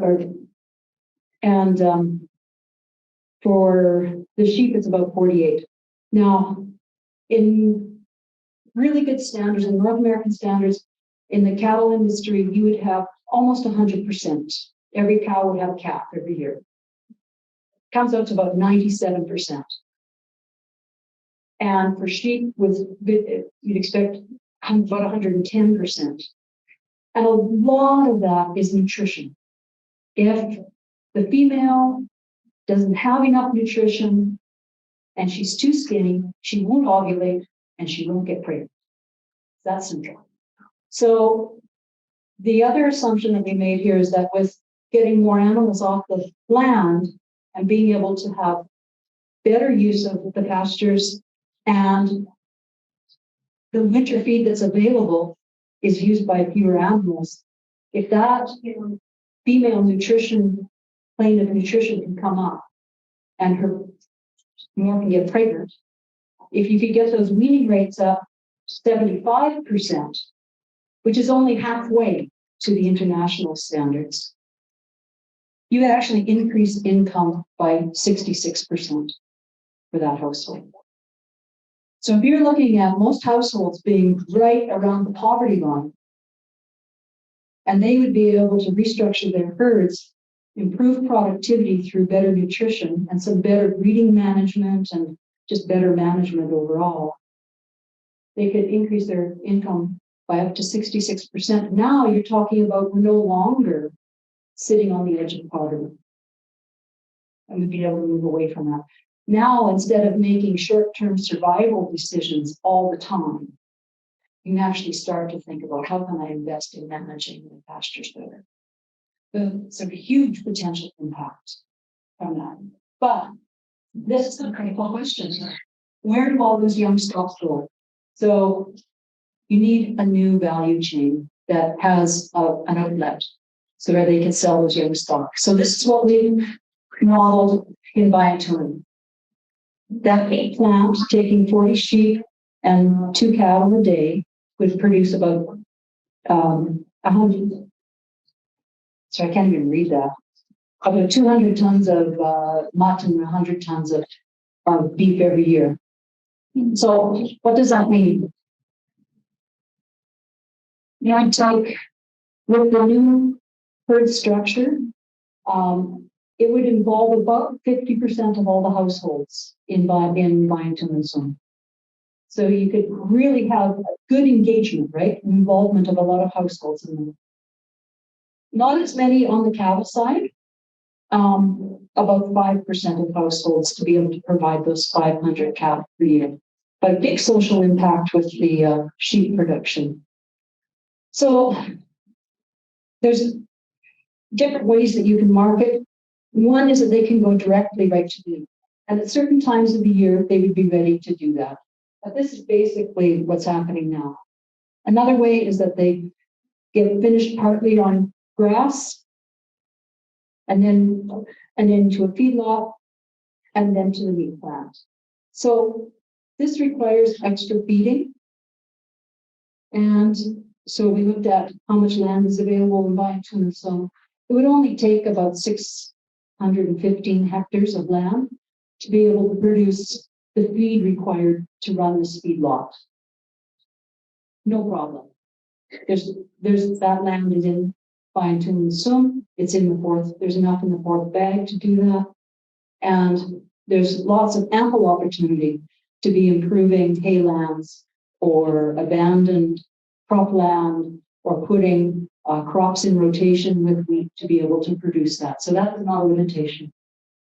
And then for the feedlots, to produce beef feedlot for that meat plant, you'd need a feedlot with capacity of about 250 animals and to be able to produce it steadily all the time. Okay, so this is where we kind of looked at the risk. The technical criteria: market, feed and water, livestock health, breeding, infrastructure and equipment, human resources, and sort of the environmental issues, if you go back one slide, to be able to go to the new herd structure, there's enough land, It really doesn't take very much capital investment at all for the households. It's a change in the way that they work. But they need new skills in managing the culling of old animals, improving the breeding, feeding, and marketing skills to be able to connect to that market. The main risk is if they can find the buyer for the young animals. But in terms of environmental, social, and governance issues, really strong positive impact on pasture, better climate resilience, big improvement in herder incomes, and better inclusion of all people into the market and benefit. Right now, on our colored scale, there's a lot of things that are only partially there, but could easily be developed in the future. If they don't change, this future gets a lot more orange and red because the pastures is going to continue to degrade. So that's sort of the basic steps. Okay, then we'll go quickly through the other ones. For the beef feedlot, if we look at this, it doesn't need much land, but it needs quite a bit of capital investment, about 500 million tugs. If you don't have cropland, access to crops, and you had to put the crops in, that's a lot of money for the land and all the equipment to go along with it. If you had to do both, the total would be about 1.6 billion tugs to do that. Feedlots need a lot of skills. You've got animals in highly concentrated situation. You have to know animal nutrition. You have to know the quality of feeds. You need to know how to put together feeding rations and manage how their diet changes and or as they get older and bigger. You have to manage all of that. You have to be able to manage animal health, especially in a confined situation like that. You have to be marketing at the right time. You have lots of record keeping to do in order to calculate, make sure you're making profits. You have to have a lot of price risk in a lot of areas. And you've got to handle all the animal handling and feeding. So it's pretty complicated. There's a lot to learn. There's a lot of risks. And the business side, you're always balancing with a feedlot the price of the finished animal, what you paid for the calf coming in, and what's happening with the feed price. And any of those three things change, your profit scenario changes entirely. So the feedlot manager is really carefully calculating those things all the time and being very, very careful about what they pay for all their inputs, and really need to have some contracts to be able to secure those, either output prices or the input prices. Then it needs a lot of water, because you've got lots of animals drinking lots of water every day, and manure management issues to deal with. So we worked through some of the returns on this, and in this scenario, I just looked at the cost per head sold and at full capacity, what you're looking at, and at one price. And the only thing we changed here, the basic price is animals are coming in at 200 kilograms and out at 400 kilograms. You're buying at 3,000 tugs and selling at 5,000 tugs per kilogram, and you're making money in this situation. But if that output price changes, drops to 4,000, you're suddenly losing a lot of money. So I just wanted to illustrate that this is it's a risky business. It takes a lot of management. It takes a lot of price management. The sheep feeding, we didn't model the feedlot for sheep. All the literature shows that feeding sheep in a feedlot has really marginal returns or maybe negative. And we looked at some results from Australia and from Inner Mongolia and from here. They were all indicating the same thing. But that supplementary feeding on pasture, either for young lambs or for bigger animals, does seem to be able to have quite a good return. So this needs more research, and I know there's some projects are testing some of these things. I'll be really interested to find out some recent results in Mongolia to see what the opportunities are here. But we opted to say probably supplementary feeding on pasture is the way to go on the sheep. Next one, and the meat plant. So we talked about the meat plant. Oops, yeah, that. So, and resources, you don't need much land, a hectare, but you've got to look after all the civil works, the water, power, waste management, building equipment, and some vehicles for marketing. Probably in the range of about $200,000 to do that. You need to have management skills, marketing skills, food safety and hygiene skills, butchering skills, general business skills. Some of the key risks is the scale of the plant too small for you to be able to capture enough market and have enough market power to get a good price? It's a kind of critical question. The higher value markets are further away. Troilsund doesn't have really a big middle class or wealthy people that want to pay a lot more for meat. So it's a trade-off between if you market locally at a lower cost or much further away at higher cost. And then you've got all the operational risks of can you get a steady supply of livestock? Can you keep your trained staff? Can you manage the animal health livestock disease issue?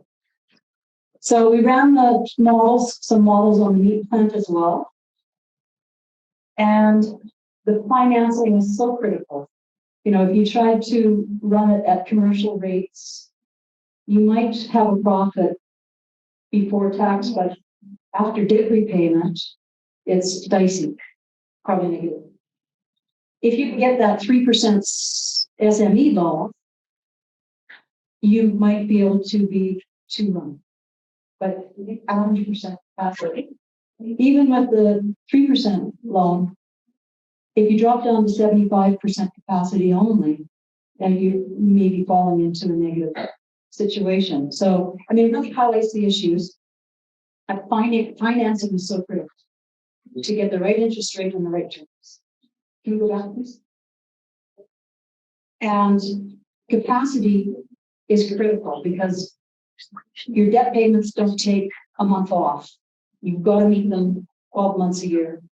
And if you don't have a supply of animals to keep working, you're in trouble. That's why the feedlot is so important to be able to keep the plant running all the time.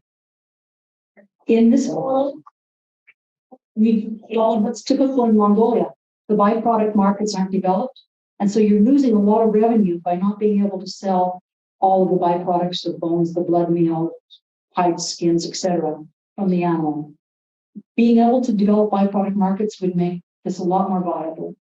And in this situation, we didn't model premium price or differentiation by cut, which means basically the product hasn't changed that much, except that it's in a hygienic situation and the animal carcass is in better shape.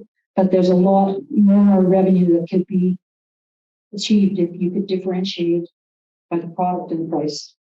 And then the scale of the operation. So those things all need to be done. So all of the management issues and marketing issues are the critical ones to making it flow. Okay. And then the end market. For that plant, the two main markets would be into Troilsund or into UB. That plant could supply 8% of the Troilsund market. And it's less than 1% of UB. So this could absorb it all. This would be quite a chunk, but it could do it. There's some chain stores, easier to develop, better market, etc. But there's not a big market for a premium price. So you'd have an issue there. Can you develop a nearby market for a premium product and get that price? That would be great. Otherwise, you've got to look to Ulaanbaatar, where there is a market, a growing market for premium product, but you have all of the logistics, marketing, transportation costs to deal with. So those are the losses. In the business models, the end market looking to develop that higher premium market, but in the short term, maybe having to deal with local markets and to get established. Private ownership here. The meat plant, you've got a small facility that can target domestically, and try to work its way into higher value markets with private ownership so that you have that commitment to making it work. It would need to have its own feedlot or contract with a feedlot, buy from the feedlot to keep that steady supply of animals at a standard quality. The feedlots, where they're coming now, and there's quite a few coming on stream, they're being built by people that already have an end market and processing, and they need to secure their animals to keep their market and their processing supplied. And they're investing in feedlots to do this. But the other place that feedlots can logically develop is with crop farms, because you always have with a crop farm wheat and crops that don't go flour quality. And those farms need to have more crops in rotation to look after soil health and to diversify their markets. So having a feedlot is a way for a crop farm to make sure that they market all of their grains and get the best value out of their grains. So it's another stream that can happen. And they already have all of the equipment to grow and handle grain. So that's where this is probably going to develop. For the herders themselves, they probably would not have a feedlot. Some may if they already have enough feedstuffs, but not so likely. More likely that they're going to start selling young animals off the pasture in the fall, or maybe backgrounding, but developing contract relationships with these other ones. And this is where being able to form the co-ops to be able to deal with these feedlots and meat plants as a group where they can have more market power is really important. And they can be sure from a whole group to be able to supply a standard animal every week, or to the feedlot by saying, I only have 2 calves this week that fit the specifications, but my neighbor has others and others, and as a group, we can supply 10 every week that meet all the standard qualifications. And then they can negotiate a better price, and they can share costs on transport and other things like that. So this is how we think they would go. The next one. Almost.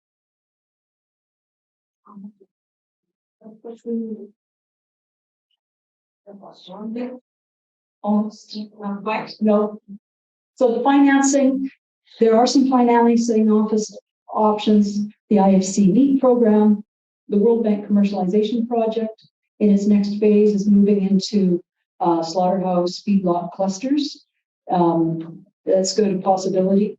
The small medium enterprise fund has the cheap rates, but there's not much money there. There's some other projects and other funds there, but in the future, the Green Climate Fund has got opportunities coming to take a look at. And then there's actually a gigantic project coming under the Green Climate Fund that looks at all of this stuff and trying to make it work. It's being approved by the Green Climate Fund and waiting for the ADB internal approval, but this will be a game changer, but not right away. Another 5 years probably. But back to this payment for environmental services.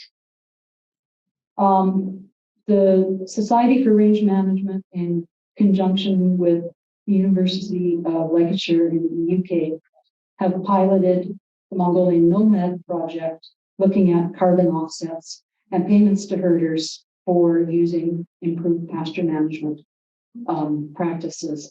And that now has gone from a pilot. You can actually go to the website. I could go up to the website and buy carbon offset credits through their site, and that money goes through to the herder group in Arhungai to pay for improved pasture management. So it's only operating with 3 sites connected so far. but it is up and operating. And as individuals or businesses, you can actually go in and pay carbon credits, and it flows through to an income stream to herders for practicing improved stocking and pasture management rates. So that's it.